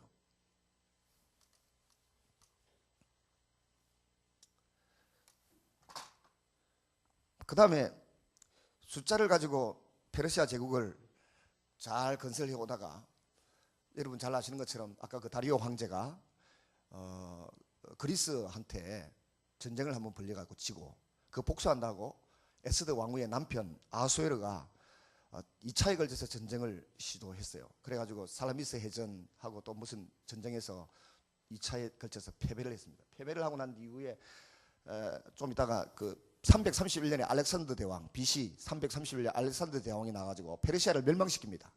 페르시아를 멸망시키는데 알렉산더 대왕은 철학자 아리스토텔레스의 제자입니다. 그러니까 전쟁터에서 늘 책을 읽으면서 가르치고 전쟁을 하고 그렇게 지냅니다. 그러면서 세계 모든 그 민족의 문화를 존중하고 그걸 그리스 철학 이런 걸 가지고 헬레니즘 문화를 융합을 시키죠. 그래서 헬라 제국은 키워드가 융합. 하나를 전부 융합시켜 가지고 요새 안철수 씨를 비롯해서 우리 국가 미래 성장 동력 산업은 융합이다 그렇죠. 융합 연구소 이래서 하더라 아닙니까? 그 헬라의 알렉산더가 벌써 옛날에 했던 거라. 알렉산더가 했던 근데 더 웃기는 거는 이 역사에 대해서 지금 아수르, 바벨론, 페르시아 이 페르시아 그다음에 헬라 제국에 대한 역사책은 한 권밖에 없어요. 한 권. 헤로도투스가 지은 거하고 타키투스가 지은 거하고 한 권씩밖에 없어요. 근데도 사람들이 알렉산더 진짜 있는 줄 믿고 다 믿잖아요. 성경은 그 책이 얼마나 많은가 하면 1000권 이상 돼요. 성경은 필사본 해가지고 막 역사 자료가 엄청 많잖아요. 우리 봐도 지금 에스라서 있지, 에스더서 있지, 느헤미야서 있지, 예레미야서 있지, 에스겔서 있지, 이사야서 있지, 다 있잖아요. 다니엘서 있지요. 근데 이렇게 자료가 많은 성경이 말하는 역사에 대해서는 부정하고 안 믿으려고 그러고, 어중간은 헤로도투스가 쓰는 페르시아 전쟁사 책 한 권하고 타키투스가 지은 그 책 한 권하고 그거는 성경보다 더 믿어 사람들이, 세상 사람들이. 그게 마귀가 하는 짓이지. 성경은 책이 이렇게 수십 권이 있고 그걸 또 필사해 놓은 사본이 1000권 이상 다 있잖아요. 근데 그건 안 믿으려고 그러고, 타키투스나 그 헤로도투스가 지은 역사책 이거는 사본도 한 권 아니면 2권밖에 없어요. 그 사본도 몇 년 뒤에 만든 거, 300년 뒤에 만든 거. 성경은 지어지자 말자 수백 건, 수천 건이 만들어져가 나와가지고 보존되고 있는데도 안 믿으려고 하는 거예요. 세상 사람들이. 내가 죄인이라는 게 싫고 지옥 간다는 게 싫으니까 안 믿으려고 그러는 거예요. 근데 우리는 하나님의 은혜로 성경을 믿을 수 있도록 인도해 주셨으니까 너무 감사한 줄로 믿습니다. 331년에 키루스 다리오 임금이 전쟁에 실패하고 또 아수르 임금이 전쟁에 실패해서 패배하고 난 이후에 페르시아에게 결국은 311년에 망합니다. 그 다음에 331년에 그 헬라 제국이 세워져 있지만은 헬라 제국이 또 알렉산더가 죽고 난 이후에 나라가 4조각 나잖아요. 장수 4명이 있었거든. 그 중에 아프리카에 그 무슨 왕조입니까? 아프리카에 포톨레미 왕조가, 포톨레미라고 하는 장수가 아프리카 에집트를 장악하고, 그 다음에 그 페르시아 쪽에 또 장수한 사람이 장악하고, 본토 그리스 쪽에 장수한 사람이 장악하고, 그 다음에 애굽에 있는 그 포톨레미 밑에 한 장수가 있었는데 안티오코스라고, 셀루쿠스 왕조가 항상 시리아를 장악해서 4명의 장수가 나라를 분할 통치합니다. 그게 다니엘서에 나오는 이야기예요. 분할 통치하기 시작하는데 처음에는 프톨레미가 굉장히 그 가나안 땅에 영향을 많이 미치고 지배를 했어요. 그런데 시간이 가면 갈수록 프톨레미가 힘을 잃고 나중에 북쪽의 그 시리아에 있는 셀쿠스 왕조가 장악하기 시작했어요. 그러면서 가나안 땅이 또 초토화되기 시작합니다. 되기 시작하는데 이 대목에서 중요한 것은 제가 어렸을 때 철학 목사님 어디 갔노? 아니 클레오파트라가 왜 그렇게 예뻐요? 왜 클레오파트라가 흑인이 아니고 에집트인데 거기 흑인이 아니고 하얀 그 누구야? 그 야시 8번 결혼한 엘리자베트 테일러 그게 클레오파트라로 나오는데 왜 나와요? 흑인이 안 나오고. 죄송합니다. 죽을 죄를 지었습니다. 그게 프톨레미 왕조의 제일 마지막 임금이 누굽니까? 클레오파트라 아닙니까? 프톨레미가 누구 장수라고? 알렉산더 밑에 부하 장수인데 알렉산더 밑에 부하 장수면 어디 동네 사람입니까? 그리스 사람이잖아. 그리스 사람. 그리스의 프톨레미 그 백인 그들이 에집트를 잡아가지고 그 프톨레미 왕조를 유지하면서 막내 공주 중에 하나가 그 시기가 그 야시 엘리자베트 테일러가 분장한 클레오파트라 아닙니까? 코가 석자라도 그러니까 백인이지. 아도 안 하네. 아직도 이해가 안 됩니까?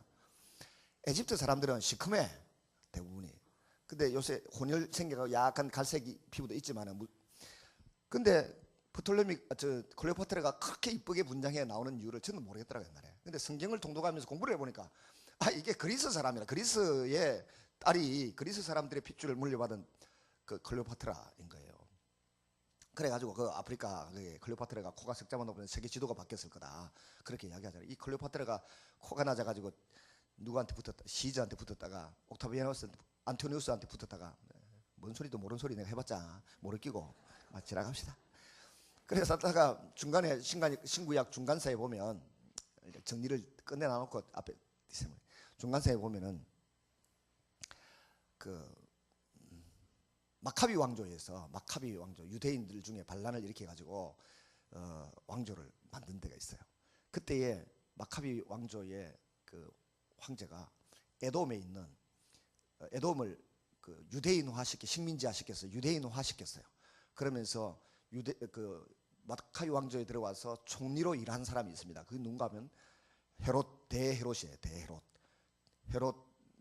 헤롯이 총리 대신을 일하고 있는데 이 사람이 그 팔레스틴의 여우였어요.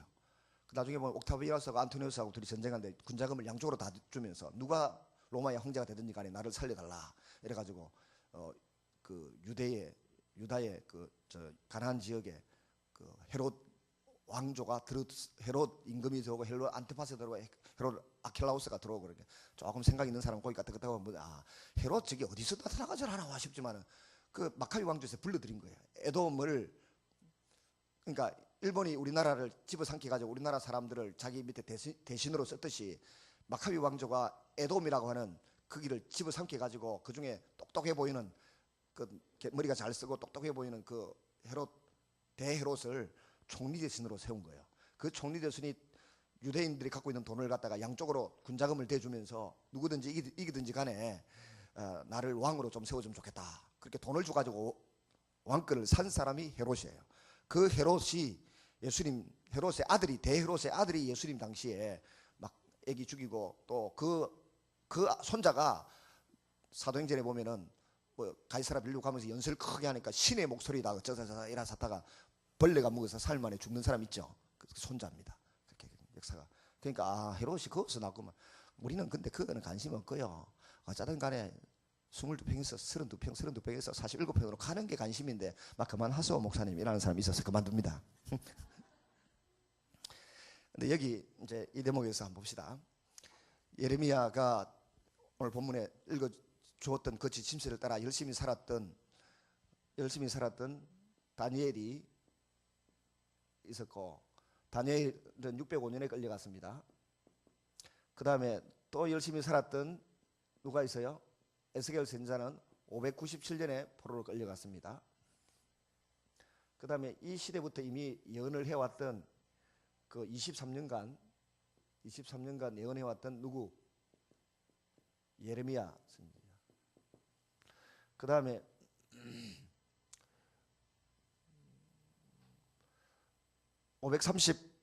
BC 536년에 돌아왔잖아요. 돌아와서 성전을 지으려고 죽으라고 애를 썼던 1차 포로기한, 3차에 걸쳐서 605년 586년에 나라가 망했지만 3차에 걸쳐서 또 돌아오잖아요. 1차 기한 했을 때, 1차 기환을 했을 때 성전 지으려고 열심히 노력했던 시대의 선지자 스가랴서 있고, 그 다음에 또 한 사람 더 있죠. 학개서가 있고, 이때는 페르시아 시대죠. 바벨론 제국은 끝나고 페르시아 시대입니다. 학개서가 있고, 그 다음에 이제 2차 포로기한 했던 누구? 1800명 데리고 들어왔던 에스라가 있고요. 그 다음에 3차 포로기한 했던 누가 있습니까? 느헤미야 시대에 같이 일했던 사람이 누군가 하면은 말라기입니다. 말라기가 있고,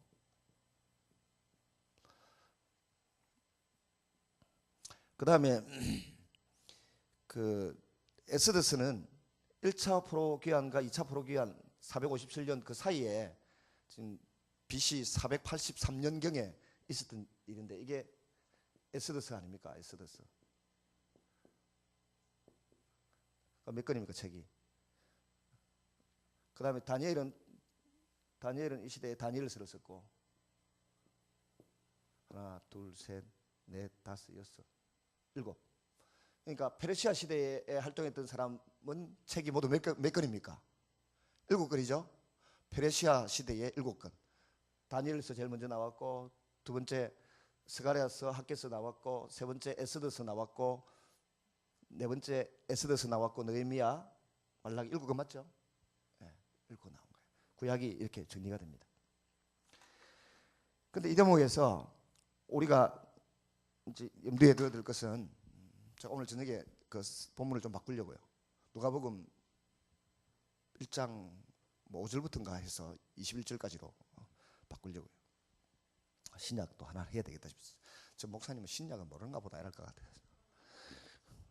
신약도 제가 자꾸 하다 보면 어차피 먹고 살기 위해서 목사는 성경을 열심히 읽고 공부를 해야 돼. 저기 이제 다니엘이 605년에 포로로 끌려가서 이 세뇌 교육에도 넘어가지 않고 열심히 공부를 하고 열심히 위기 때마다 기도하고 하나님 중심으로 섬기니까 하나님이 복을 주어서 임금이 8번 바뀌어도 나라 국호가 3번 바뀌었잖아요. 바벨론, 메데바사, 페르시아 이렇게 3번은 바뀌어도 살아남고, 우리나라 총리는 뭐 대통령이 조금 잘못하면 막 1년, 2년, 6개월 만에 그냥 착착 날아가는데 얼마나 이 경쟁이 치열한 시대입니까? 그리고 본토인도 아니고 바벨론 사람도 아니고 페르시아 사람도 아닌데도 하나님이 세계를 경영하는 통치자로 쓰는 겁니다. 다니엘을 오늘 새벽에 말씀드렸죠. 세계를 경영하는 통치자로 쓰는데 왜 씁니까? 하나님의 마음을 알고 하나님의 계획을 아니까 하나님이 쓰시는 줄로 믿습니다. 우리가 복 받으려고 하면 성경을 읽어서 하나님의 계획, 하나님의 마음을 알면 우리를 씁니다. 경쟁자들 다 바벨론, 메데바사, 페르시아의 경쟁자들 다 물리치고 하나님이 다니엘을 쓰는 겁니다. 다니엘은 나이 80에 20일 금식기도를 하는 걸 봅니다. 9장인가 보면 나이 80에. 그것도 왜 금식기도 합니까?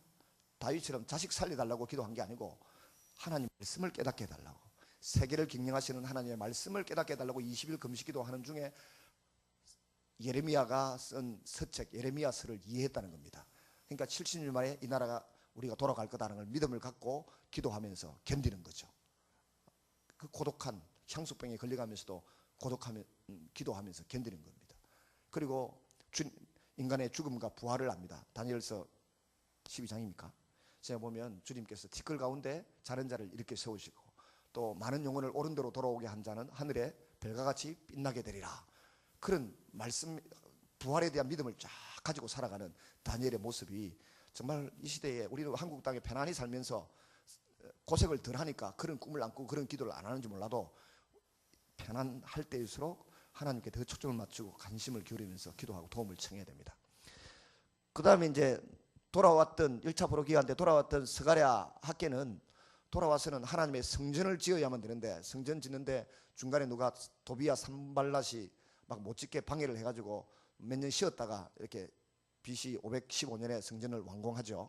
완공하는데 그 내용을 가만히 보면 하나님께서 또 미래의 청사진을 펼쳐 보여주시고 또 현실적으로는 하나님의 백성들이 성전을 중심으로 하나님을 높이고 예배하는 것, 말씀을 배우는 것, 이게 중요한 줄 알고 헌신을 해야만 물질의 복을 주겠다. 그게 학개서잖아요. 학개서. 너희들이 아무리 그 학개서를 보면 아무리 힘쓰고 애써도 먹을 양식이 없어지고 사는 게 더 힘들어지지 않느냐. 이유가 뭐냐? 하나님이 가장 소중하게 생각하는 하나님 예배하는 모습, 하나님 말씀을 가르치고 하는 그 성전이 제대로 갖추어져야만 그 다음에 너희들을 그 의식주가 해결된다. 그래서 마태복음 5장 37절에 나오는 것처럼 그의 나라와 그의 의를 구하라. 그리하면 이 모든 것을 다 채우리라고 하신 말씀이 그대로 이루어지는 거예요. 그래서 오늘날 교회가 성전은 아니지만 하나님 말씀을 배우고 하나님 말씀을 따라 예배하는 곳이잖아요. 그러니까 성전은 아니지만 성전 비슷한 역할을 하잖아요. 그러니까 교회를 사랑하고 말씀 가르치는 일을 소중히 여기고 배우는 걸 소중히 여기서 우리 자녀들에게 좋은, 예를 들어 학은 좋은 데 보내고 학교는 좋은 데 보내고 싶어 하는데 하나님의 교회를 위해서는 헌신 안 하려고 그래. 그 다음에 이제 에스더는 정말 우리가 마음에 이제 둘 수 있는 것은 출애굽기 17장에 보면 이스라엘 백성들이 하나님이 눈동자같이 사랑하시는데 그 가운데 병들고 힘이 없고 무릎이 아파가지고 걸음을 잘 못 걷는 그런 백성들이 그 출애굽한 백성들 후미에 있고 건장하고 똘똘한 사람 앞으로 가고 있는데 아말렉 족속이 뒤에 쫓아와가지고 그 약한 하나님의 자기 백성들을 업신여기고 막 약탈을 하고 죽이고 하니까 하나님이 열받으셨잖아요. 열받으셨는데 그 전쟁에서 이기는 것은 여호수아의 군사력이 아니고 지도자 모세가 중보기도를 하는 팔이 올라가 있으면 이기고 중보기도 팔이 떨어지면 백성들이 전쟁에 지는 겁니다. 그래서 아론과 홀이 팔을 들어서 기도할 수 있도록 도와주고 오늘날 교회 목회자나 부교육자들이 목회자를 위해서 부교육자들이나 장로님들이 이 기도의 팔이 목사님이 낙심해 갖고 내려오지 않도록 많이 도와줘야 하나님 백성들이 보호를 받는 거예요. 전쟁에 이기게 되고 세상에 나가 돈벌이도 잘 되고 그런 건데 기도하도록 안 만들어주고 맨날 신방만 다니도록 만들어 놓으니까 신방하다가 지쳐가지고 기도를 많이 못하는 기라. 성경을 읽으면요, 성경 읽다가 중간중간 기도를 하잖아요. 저 같은 경우 한 일 읽다가 빨간 줄 거면서 주님 이대로 되게 해주세요 이렇게 기도를 하는데 하여튼 그 열심히 기도를 해서 이겼습니다. 이기고 난 뒤에 하나님 뭐라 그랬습니까? 내 눈동자같이 사랑하는 내 백성들을 건드리는 저것들은 자자손손 만들어 영원히 원수로 삼겠다 했으면 이스라엘 백성들의 마음속에는 하나님의 마음에 그 원수들을 미워하고 하는 그 뜨거운 마음이 자기들 마음에 있어야 될 거 아니에요. 자기들 마음이 있어야 되는데 이 자기들 마음에 그 마음이 없는 거예요. 그 대표적인 케이스가 누굽니까? 사울 임금이죠.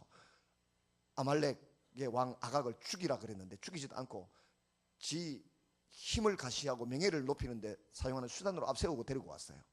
하나님이 사울 선자를 보내가지고 바로 도끼로 찍어서 그 머리를 박살냈어요. 2조각 내면서 아말렉은 이렇게 처리한다.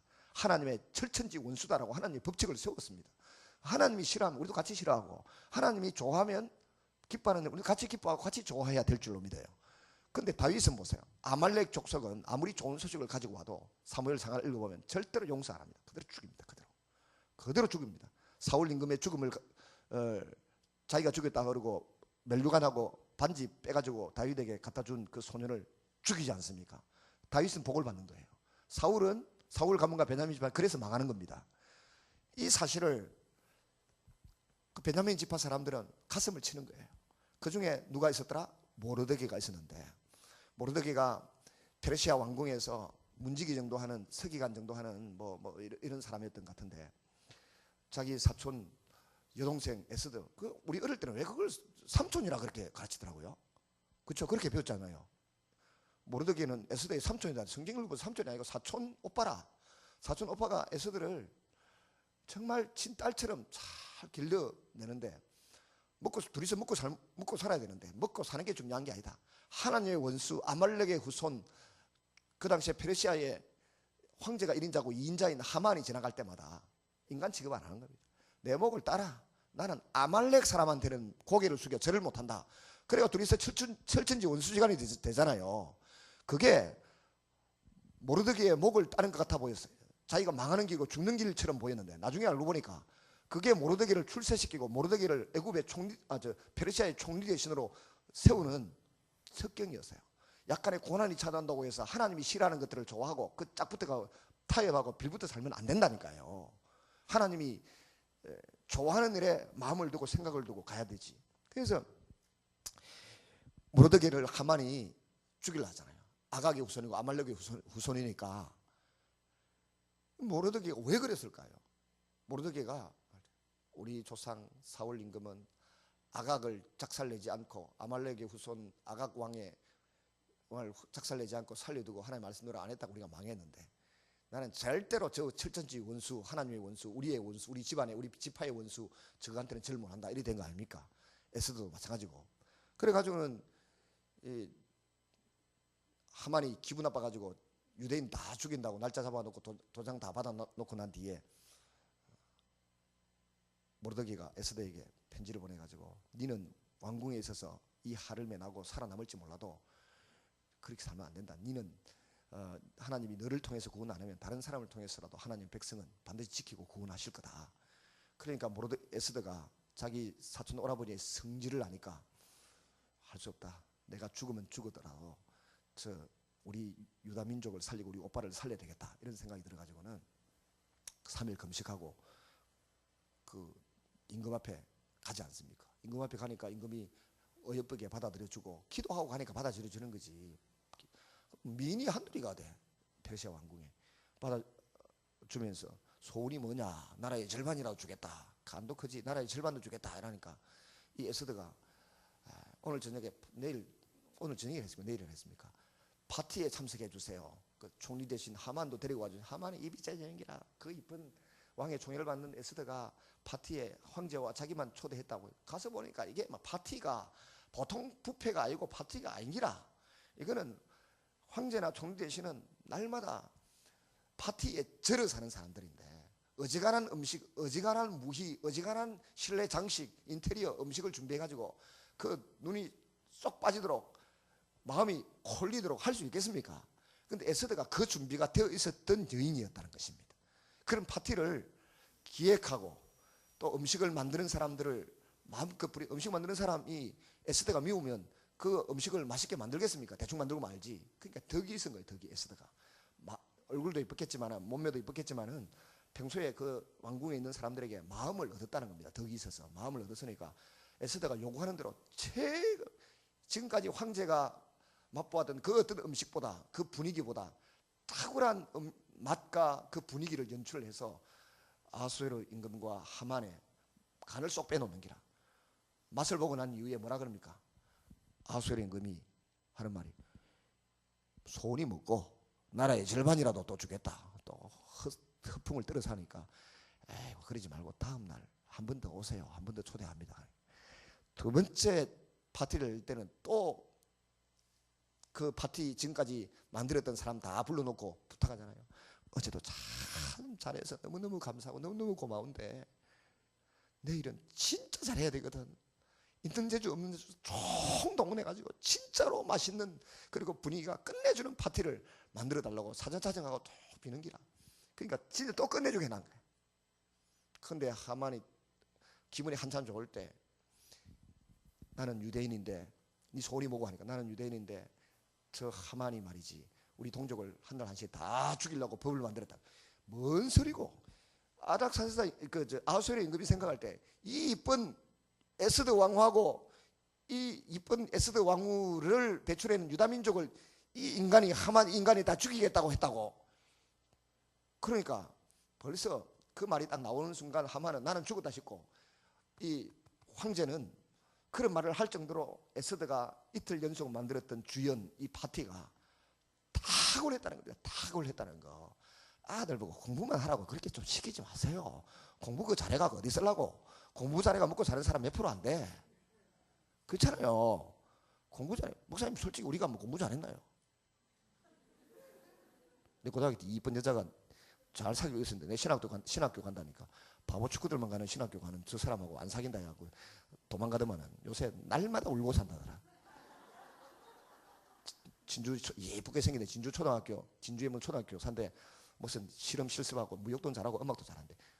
창원 사파동에 그 무슨 학교에 실험하고 지나고 우리 교회 앞을 지나갈 때마다 운다 그러대. 시집 갔는데 불신자를 만나가지고 시집을 갔는데 남편은 간경화에 걸려가지고 기록기록 하는데 간경화 그것도 다 살리 있어. 간경화에 걸린 사람은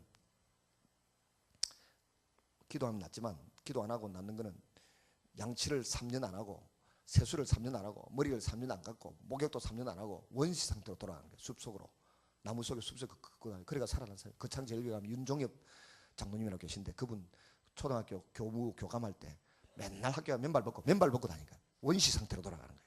다 살렸습니다. 그래갖고 그 남편도 그렇게 살리는 기라 살렸지만 교회는 안 가고 지도 교회 못 가고 지나가면서 운대. 우리가 공부 잘해갖고 공부 못하는 것들 신학교 간 줄 알고 저는 제법 했습니다. 그래도 근데 석수교회 김창곤 목사님입니다. 개성 공고인가 어디 나와가지고 조영규 목사님도 무슨 공고에 나와가지고 세계를 호령하는 공고 나와요. 공고. 하나님 말씀을 묵상하고 암송하는 사람 하나님 머리도 좋게 해주신대요. 그분 이름이 이상하네. 빌 가스드 목사님. 품성 세미나의 빌 가스드 목사님이. 이야기 좀 할까요?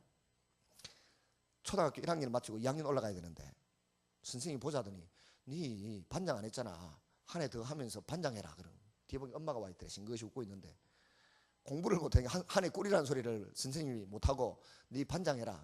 2학년 되고 나니까 3학년 올라가야 되는데 또 네 반장 한 번 더 해라. 이라고 6년을 전부 다 꿀었어. 남들 6년 만에 졸업하는 학교를 바보가 돼가지고 12년 만에 졸업했어. 중학교 3학년이 됐는데 누나가 아파갖고 누워있는 거야. 누나 아프지 마 하고 들어가니까 누나가 딱 하는 말이 가슴에 못 박는 소리를 하는 거예요. 빌 가스드한테. 그 이동훈 목사님 세상을 세미나 그 뺏긴 그 빌 가스드 말입니다. 빌 가스드한테 하는 말이 나는 바보 동생의 누나란 소리를 듣기 싫어서 아프다. 니 때문이야! 그러는 거야. 충격받은 거야. 12년을 끌어도 이 바보가 되놓으니까 이 바보인 줄 모르고 있다가 울고 있으니까 교회 선생님이 중요해요. 이래봐라. 니 진짜 공부 잘하고 싶나? 예, 공부 잘하고 싶어요. 그러니까 그러면 나와 함께 하루에 2시간씩만 시간 내라. 그 2시간 동안 성경 구절 하나를 외우는 거예요. 성경 구절 하나를 외우고 묵상을 하고 1년 만에 우등생이 됐어요. 1년 만에 우등생이 되고 고등학교 때는 전국에 우등생이 되고 대학원 졸업할 때까지 그야말로 수제 천재 소리를 들었어요. 성경 읽으면서 하나님 머리를 읽고 암송한 머리를 좋아지는데 100만 원짜리 200만 원짜리 가해시킨다고 되는 게 아니라니까. 혓바닥 밑에 잘라가지고 영어 잘하는 게 아니라니까. 그게 다 이걸 알아야 되는데 그 빌 가스드 목사님이 전부 다 위대한 과학자가 될 줄 알았대. 근데 이 사람은 전도하는 사람이에요. 그러니까 85년도에 그 전도한 85년도에 한 빌 가스드의 새생활 세미나 그거를 품성 세미나 이동훈 목사는 그거를 뺏겨가지고 새생활 세미나로 이름 바꾸고 글자 몇 개 바꿨어. 창조적재간 이거를 아니다 모르겠다. 호소를 창조제한 이렇게 바꾸고 막 이런 몇 개 가지고 근위의 우산 아래 있고 그까지 히트 제가 오늘의 이동훈 목사님 됐거든. 70대 후반에. 근데 이 빌 가스드 목사님이 성경 암송 묵상하다가 하루에 2시간씩 하고 일주일이면 몇 시간이고 16시간 정도 보게 되잖아요. 1년 만에 수제가 되어버렸다니까요. 글을 알고 외우게 되고 막. 근데 우리는 성경 읽으라는 소리 안 하고 성경 암송하라는 소리 안 하고 그렇게 자꾸 사람들이 바보가 되어 가는 겁니다. 바보가. 말씀을 묵상을 해야 돼요. 뭐 하다가 옆으로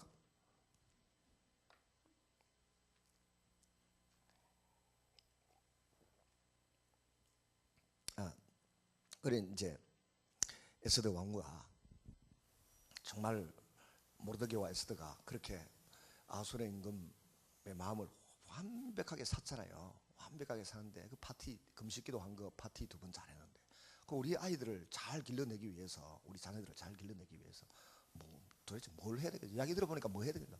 밥도 잘해야 되겠죠.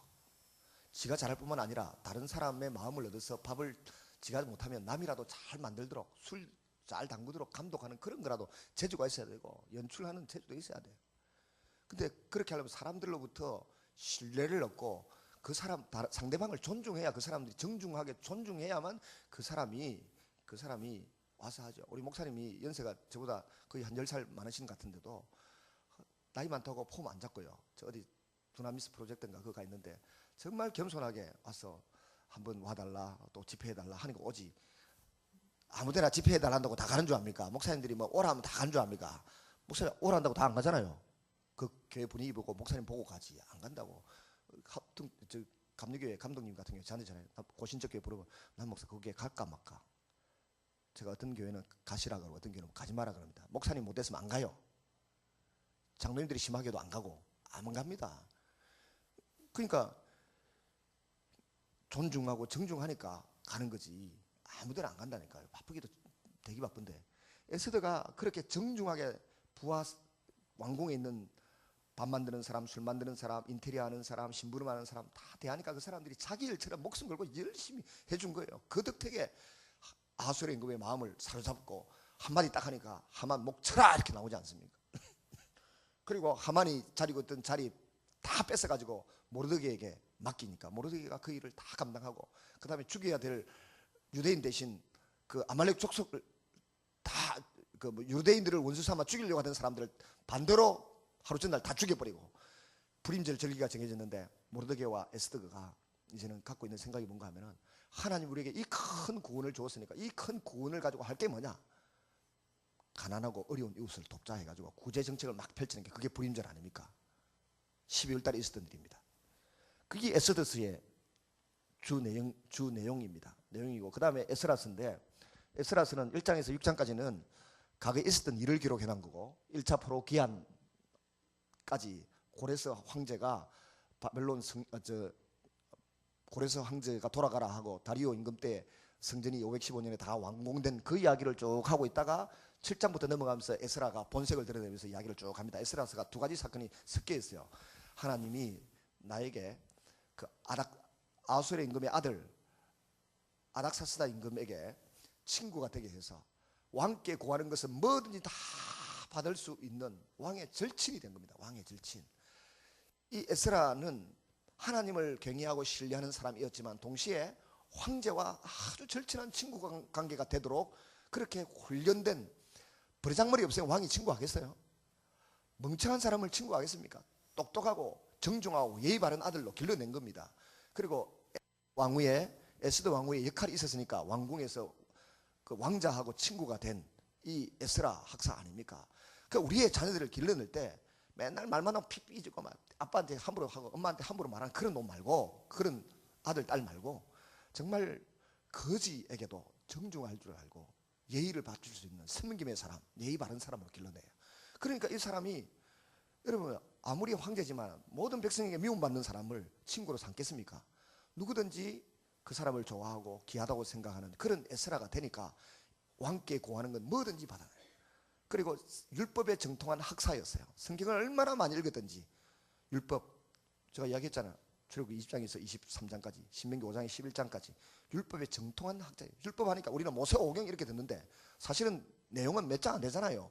그게 정통해서 또 보태면 레위기서 정도인데, 정통한 이 학사 에스라에게 돌아가겠다 그러니까 돌아갈 때 5만 걸 다 줍니다. 필요한 사람 붙여주고 돈 주고 막 얼마까지는 성전을 위해 쓰고, 왕자와 황제를 위해서 성전에서 기도해달라 중보기도 해달라 부탁하고 막 넘기죠. 7장 8장에 나오잖아요. 그런 자녀를 우리가 길러낼 수 있어야 될 줄로 믿습니다. 교회 안에서도 새가족이나 성도를 대할 때 정중하게 대해야 돼요. 제가 우리 김창훈 목사님하고 그런 한탄을 냈어요. 우리가 좀 더 일찍 섬김의 삶을 통해서 하나님께 귀하게 쓰임받는다는 걸 알았으면, 20대에 알았으면, 제가 오늘 여러분에게 드리는 이 말씀을 우리가 교수들이나 부흥 강사들을 통해서 들었으면 정말 우리도 어디선가 이름 없이 밑도 없이 섬김의 삶을 쭉 살고 하나님의 마음을 마음에 품고 그렇게 살았으면 하나님이 더 크게 써주실 텐데, 섬김의 삶을 살려고 하는 게 아니고 내 거를 자꾸 챙기려고 하는 삶을 살았잖아요. 내가 높아지려고 하는 삶을 살았고, 근데 철이 들고 보니까 지금이라도 철이 빨리 들었습니다. 그죠? 철이 들고 보니까 정말 후배들을 섬기고 선배를 섬기고 이렇게 하는 삶이 나에게 진짜 복이 되고 도움이 된다는 것을 뒤늦게라도 알게 돼서 참 감사하죠. 그러나 오늘 우리 자녀들은 섬김의 사람이 되면 안철수가 뭐 한다고 그렇게 인기를 얻습니까? 컴퓨터 백신 만들어가 돈벌이 안 하고 사람들이 공짜로 나눠줬다는 것 하나, 자기 밑에 일하는 직원들에게 그냥 그 주식 좀 양도해줬다고 해서 섬김의 사람이라고 온 국민이 좋아하고 젊은이들이 좋아하고 그랬잖아요. 모든 이 나라 백성들이 전부 다 공부 열심히 하고 기업 일구어서 전부 자기 호주머니 넣으려고 하는데 안철수 씨는 어쩐지 몰라도 이미지가 그렇게 나누고 섬기는 사람이라고는 이미지가 만들어졌으니까 젊은이들이 좋아하 대통령 해라고 난리 아닙니까? 대통령 시켜놓으면 철 없어가지고 철 없는 집만 골라 할 낀데 그거를 대통령 하라고 막 시키는 거야. 훈련을 좀 더 받고 해야죠. 대통령 하더라도. 사람을 다루는 게 얼마나 힘든 일인데 전부 내 마음과 같습니까? 같지 않잖아요. 그러니까 우리의 자녀들을 공부 잘하라 하지 말고 부모가 섬김의 모범을 보여줘야 돼. 교회에 새가족들을 섬기는 모범을 보여주고 또 목회자를 섬기는 모범을 보여주고 할머니들을 섬기는 모범을 보여주고 장로님들을 대하는 정중한 태도를 가르치고 보여주고 그렇게 해가지고 그 아이들이 잘 자라면 어느 구석에서 누가 안철수 밀어 올리듯이 우리 새끼 우리 자식들을 니 뭐 도지사 나가라, 니 시장 나가라, 니 시의원 나가라, 니 국회의원 나가라. 막 우리 딸내미 보고는 저기 동기 친구들이 전부 다 니 국회의원 나가라, 남의 해인을 국회로 보내라 이라고 지금 소련 러시아 땅에서 지금 국제 비교 정치학을 공부하고 있는데 국회로 보내라 그래서 한다. 저기 친구들이 그렇게 말한다니까요. 그렇게 될 수 있도록 우리가 꿈을 갖고 아이들을 길러야 되는데 맨날 한다는 소리가 비싼 옷이나 뭐 패딩 잠바 이런 거 막 사주고 막 그다음에 휴대폰이나 막 사주고 막 좀 공부 못하고 예민이면 늦게 들어오고 하면 휴대폰 뺏고 막 옷도 벗어라 이라고 막 그다음 옷 다 벗고 나 나간다. 아들은 또 엄마 아빠를 협박하고 맞죠? 다 그러지? 그렇게 교육을 시키면 안 된다는 겁니다. 부모님하고 맨날 헌금이나 울고 내려고 엉뚱한 소리를 하고 이런 길 안 가르치고 목사님 맞죠? 우리 목사님이 헌금 소리 하지 말라더라고. 돈장 하지 말라. 난 할기라 그래도 저녁에 되면 내가 뭐 목사님 눈치 보고 집에 하나 가르칠 거면 가르쳐야지. 주일 헌금은 얼마 해야 되고 감사헌금은 얼마 해야 되고 그 기준 다 있더라고. 성경에 기준이 없어 몰라. 근데 뭐 저녁에 생각 안 나면 뭐라겠네. 김동호 목사님 그 기준을 다 해. 주일 헌금은 감사헌금은 뭐 딱딱 기준을 정해놨더라고. 들어보니까 맞아요. 삶의 지침을 성경이 말하고 있고 또 묵상하면 나와요. 에스라 보니까 이야기 들으면 조금 뭐가 와닿는 게 있죠. 그 다음에 느헤미야를 보세요. 느헤미야를 보니까 느헤미야도 역시 말씀의 사람입니다. 느헤미야서 1장을 딱 보면 자기 동생 하나니가 저 그 예루살렘 성을 돌아보고 왔는데 그 거리가 1400km 넘거든요. 걸어오면 4개월이 걸린다니까. 3일 모자란 4개월을 걸어왔다고. 근데 그 길을 갔다 와서 가보니까 예루살렘 성문이 다 불타고 백성들은 헐벗고 굶주렸더라 하니까 이 사람이 느헤미야 1장에 보면 느헤미야가 어떻게 합니까? 슬피 울며 통곡하고 금식하면서 기도를 합니다. 하나님, 성경을 통해서 우리에게 약속하시기를 우리가 적국에 죄를 지어서 사로잡혀 돌아갔을지라도 그곳에서 회개하고 뉘우치고 예루살렘 성을 바라보면서 하나님께 도움을 청하고 기도하면은 다시 돌려보내 주시겠다고 약속했잖아요. 그럽니다. 뭘 가지고 이야기해요? 성경 말씀을 가지고 하나님 약속하셨잖아요. 돌려보내 주세요. 그러잖아요. 그리고 기도를 열심히 하니까 하나님이 느헤미야의 간직을 높이는데 술 맡은 가는장의 자리에 황제의 술을 따라주는 사람으로 독약이 들었는가 안 들었는가 먼저 마셔보고 넘겨주는 사람으로 역사가 헤로도투스는 페르시아 전쟁사에서 뭐라고 그러는가 하면 황제에게 가장 큰 영향을 미치는 사람은 1번 황후, 2번 술 맡은 가는장 그렇게 돼 있어요. 그러니까 느헤미야가 간직이 바로 그 하나님 말씀 붙들고 눈물로 민족을 위해서 자기는 잘 먹고 잘 살지만 민족을 위해서 통해 자복하며 눈물로 기도하니까 말씀 붙들고 기도하니까 요한복음 15장 7절에 있는 것처럼 내 말이 너희 안에 가면 막 기도하니까 간직이 높아지는 거예요. 어느 날 성이 불탔다는 걱정하고 있으니까 임금이 느헤미야서 2장에 임금이 보고 네 얼굴에 왜 근심 걱정이 가득 서려 있느냐. 그것도 사형감이래. 네가 뭐 불순한 의도를 품고 있으니까 얼굴이 내 앞에서 그런 거 아니냐. 밝고 기쁜 모습, 기쁨조의 모습 보여야지 왜 그러냐. 그러니까 놀랍니다. 아이고 내가 페르시아의 법을 어겼네. 놀라면서 느헤미야가 마음속으로 묵상기도를 진하게 합니다. 제가 묵상기도로 기도하듯이 하나님 임금의 마음을 움직여 주십시오. 어디 있어요? 임금의 마음을 움직여 주세요. 성경에 어디 있습니까? 임금을 다루는 법 성경에 있다니까. 어디 있어요 그게? 또 괜히 누구 바보 만들기 싫어서 질문 안 할란다. 잠언서 21장 1절에 보면 왕의 마음이 여호와의 손안에 있음이 마치 보의 물과 같았어. 그가 임의대로 인도하시느니라. 누가 인도한다고? 하나님이 임금의 마음을 마음대로 움직이신다고. 찾아보세요. 있는가 없는가. 잠언서 21장 1절에 그 말씀을 붙들고 느헤미야가 초라고 기도하니까 임금의 마음을 움직여주세요라고 기도 매달리니까 하나님께서 그 순간에 그 아닥사스다 임금의 마음을 탁 움직입니다. 네 소원이 뭐고 하니까 그 가슴 속에 있는 설교도를 탁 끄집어내면서 보여줍니다. 뭡니까? 내 조상의 무덤이 있는 동네가 불타고 황폐화되어 있다고 하는데 나에게 말미를 줘서 돌려보내주시면 가서 그거 다 제대로 만들어 놓고 오겠습니다. 조상의 무덤 이야기하는 거 아무 소리, 깨를 지혜롭게 이야기를 해야지. 무덤 이야기하는 거 아무 소리를 못해. 그 아닥사스다 임금이 그 전에 누가 예루살렘 성문 재건하려고 할 때 군대를 보내가 초토화시켜 버렸던 임금입니다. 똑같은 임금인데 말씀 붙들고 기도하던 느헤미야가 도움을 요청하는데 깨를 내는 거죠. 내 조상의 묘실이 있는 그 성읍이 황폐화되었다고 하는데 나에게 돌아가서 그 성을 좀 재건하고 돌아오게 해주세요 하니까 마음이 하나님이 벌써 왕의 마음을 움직여 놓은 거예요. 왕후도 옆에 있었던 것 같아. 그러니까 뭐 도와줬고 비자 주세요. 기한을 좀 주세요. 그리고 왕궁에 있는 목재, 성문 큰 문틀 짜는 목재를 주세요. 이스라엘 땅에는 목재가 없어요. 백항목 레바논에 있고 레바논에 백항목이 세 그루밖에 안 남았어. 그 좋은 나무가. 그러니까 목재를 주잖아요. 근데 거기에 이 세 가지를 요청해. 세 가지를 줄 뿐만 아니라 아닥사스다 임금이 느헤미야에게 뭘 붙여줍니까? 부대를 딱 붙여줍니다. 그러니까 막 비자 받고 목재도 없고 다 가지고 돌아와서 52일 만에 예루살렘 성을 한 손에는 무기를 한 손에는 망치를 들고 딱 돈 내기, 우리나라 사람 돈 내기 좋아하는데 자원자랑 해가지고 성 전체 둘레를 여기서 여기까지 다 받아가 50일 만에 완성을 하고 빵 돌아가지 않습니까? 이 느헤미야가 뭐 붙들고 살았다고요?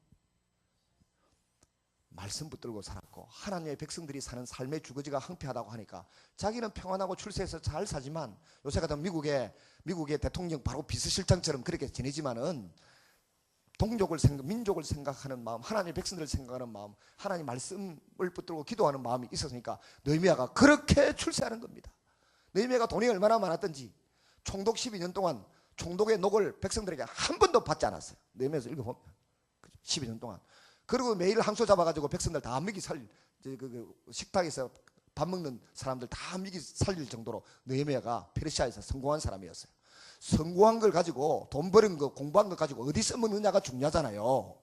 하나님의 백성들을 위해서 쓰니까 느헤미야가 훌륭한. 이 백성들이 느헤미야 때 보니까 자본을 해요. 느헤미야서 마지막에 보니까 자본을 하는데 자본이 뭡니까? 유대인은 유대인끼리 결혼해야 되는데 이방 사마리아 사람들하고 결혼하고 그 암몬 모압 사람들하고 결혼하고 하니까 느헤미야 불러가 뺨을 때리고 막 수염을 뽑아당기고 너가 이혼해라 전부 이혼시켜 버리잖아요. 근데 그 백성들이 그 말씀을 듣고 거역을 못했어요. 느헤미야가 워낙 섬김의 사람이니까 세금 받아가지고 자기 총독 월급도 안 받고 워낙 섬기니까 그 말을 거역도 못할 뿐더러 울면서 부인을 내보내고 아를 내보냅니다. 그게 느헤미야서의 마지막 부분이에요. 에스라서도 그렇게 나오고 말씀을 따라 사는 거예요. 왜 그렇게 시킵니까? 말씀을 따라 율법을 존중하지 않고 살다가 바빌론 포로 70년 생활을 했는데 느헤미야는 140년이나 바빌론에서 페르시아에서 살았는데 140년 기간 70년 지나고 그 뒤에 태어났으니까 그렇게 살았는데 말씀을 어기고 말씀대로 안 살면은 우리는 끝장이라는 위기의식이 느헤미야에게 있는 거예요. 지 성질대로 하는 게 아니고 말씀을 따라 자본하지 마라 그러는데 왜 자포를 하냐 국제결혼을 하냐 빨리 돌려보내라. 유대인의 순수 혈통을 보존하라고 한 율법의 말씀대로 우리는 살아야 된다. 그걸 강조한 게 느헤미야의 마지막 사건이잖아요. 그 다음에 말라기에는 하나님께서 질문을 합니다. 내가 너희를 2000년 동안 사랑했다 그러니까 아브라함 때부터 시작해서 2000년 동안 사랑했다 그러니까 약 400년경에 기록된 성경이 말라기죠. 444년에 느헤미야가 돌아가서 저 BC 404년 그 다음에 말라기도 그 시대에 같은 상황이에요. 거기 보면 6가지 질문이 나와요. 5가지 정도 아니면 6가지 대여섯 가지 정도의 하나님의 질문이 있고 백성들의 질문이 있고 하나님의 대답이 있어요. 하나님이 언제 우리를 사랑했습니까? 언제 우리가 하나님 거 도둑질 했습니까? 언제 뭐 어떻게 했습니까? 이렇게 6가지 질문이 나와요. 뭐 시간 관계상 그만두겠습니다. 한번 읽어보세요. 읽어보시면 6가지 질문과 6가지 대답이 나와요. 그게 말라기 씁니다. 그리고 하나님이 계시의 말씀을 안 주시고 400년의 중간기가 지나갔는데, 아까 중간기 동안에 알렉산더 대왕이 지배하고, 그 다음에 네 신하가 프톨레미 애굽 북쪽에 셀루크스 지배하고, 그 다음 마카비 왕조가 독립을 해가지고 유지하다가 누구한테 로마 BC 665년에 폼피우스라고 하는 로마 황제에게, 그때는 장군인데 장군에게 점령당해서 로마 지하로 들어가기 시작하죠. 지하로 들어갈 때 로마가 누구에게 나라를 내줬다고? 아까 야시 같은 여우 같은 그 헤롯에게 나라를 넘겨주고 가는 겁니다. 그 뒤에 예수님이 오시잖아요. 구약 다 했습니다. 어렵지만 참 쉽지요.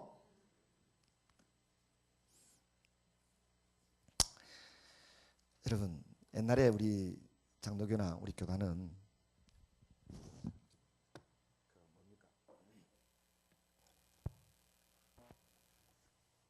마이크가 안 나오네.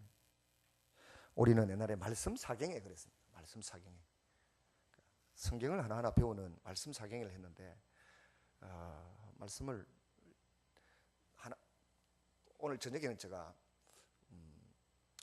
그냥 딱 강해 설교를 할 겁니다. 모범을.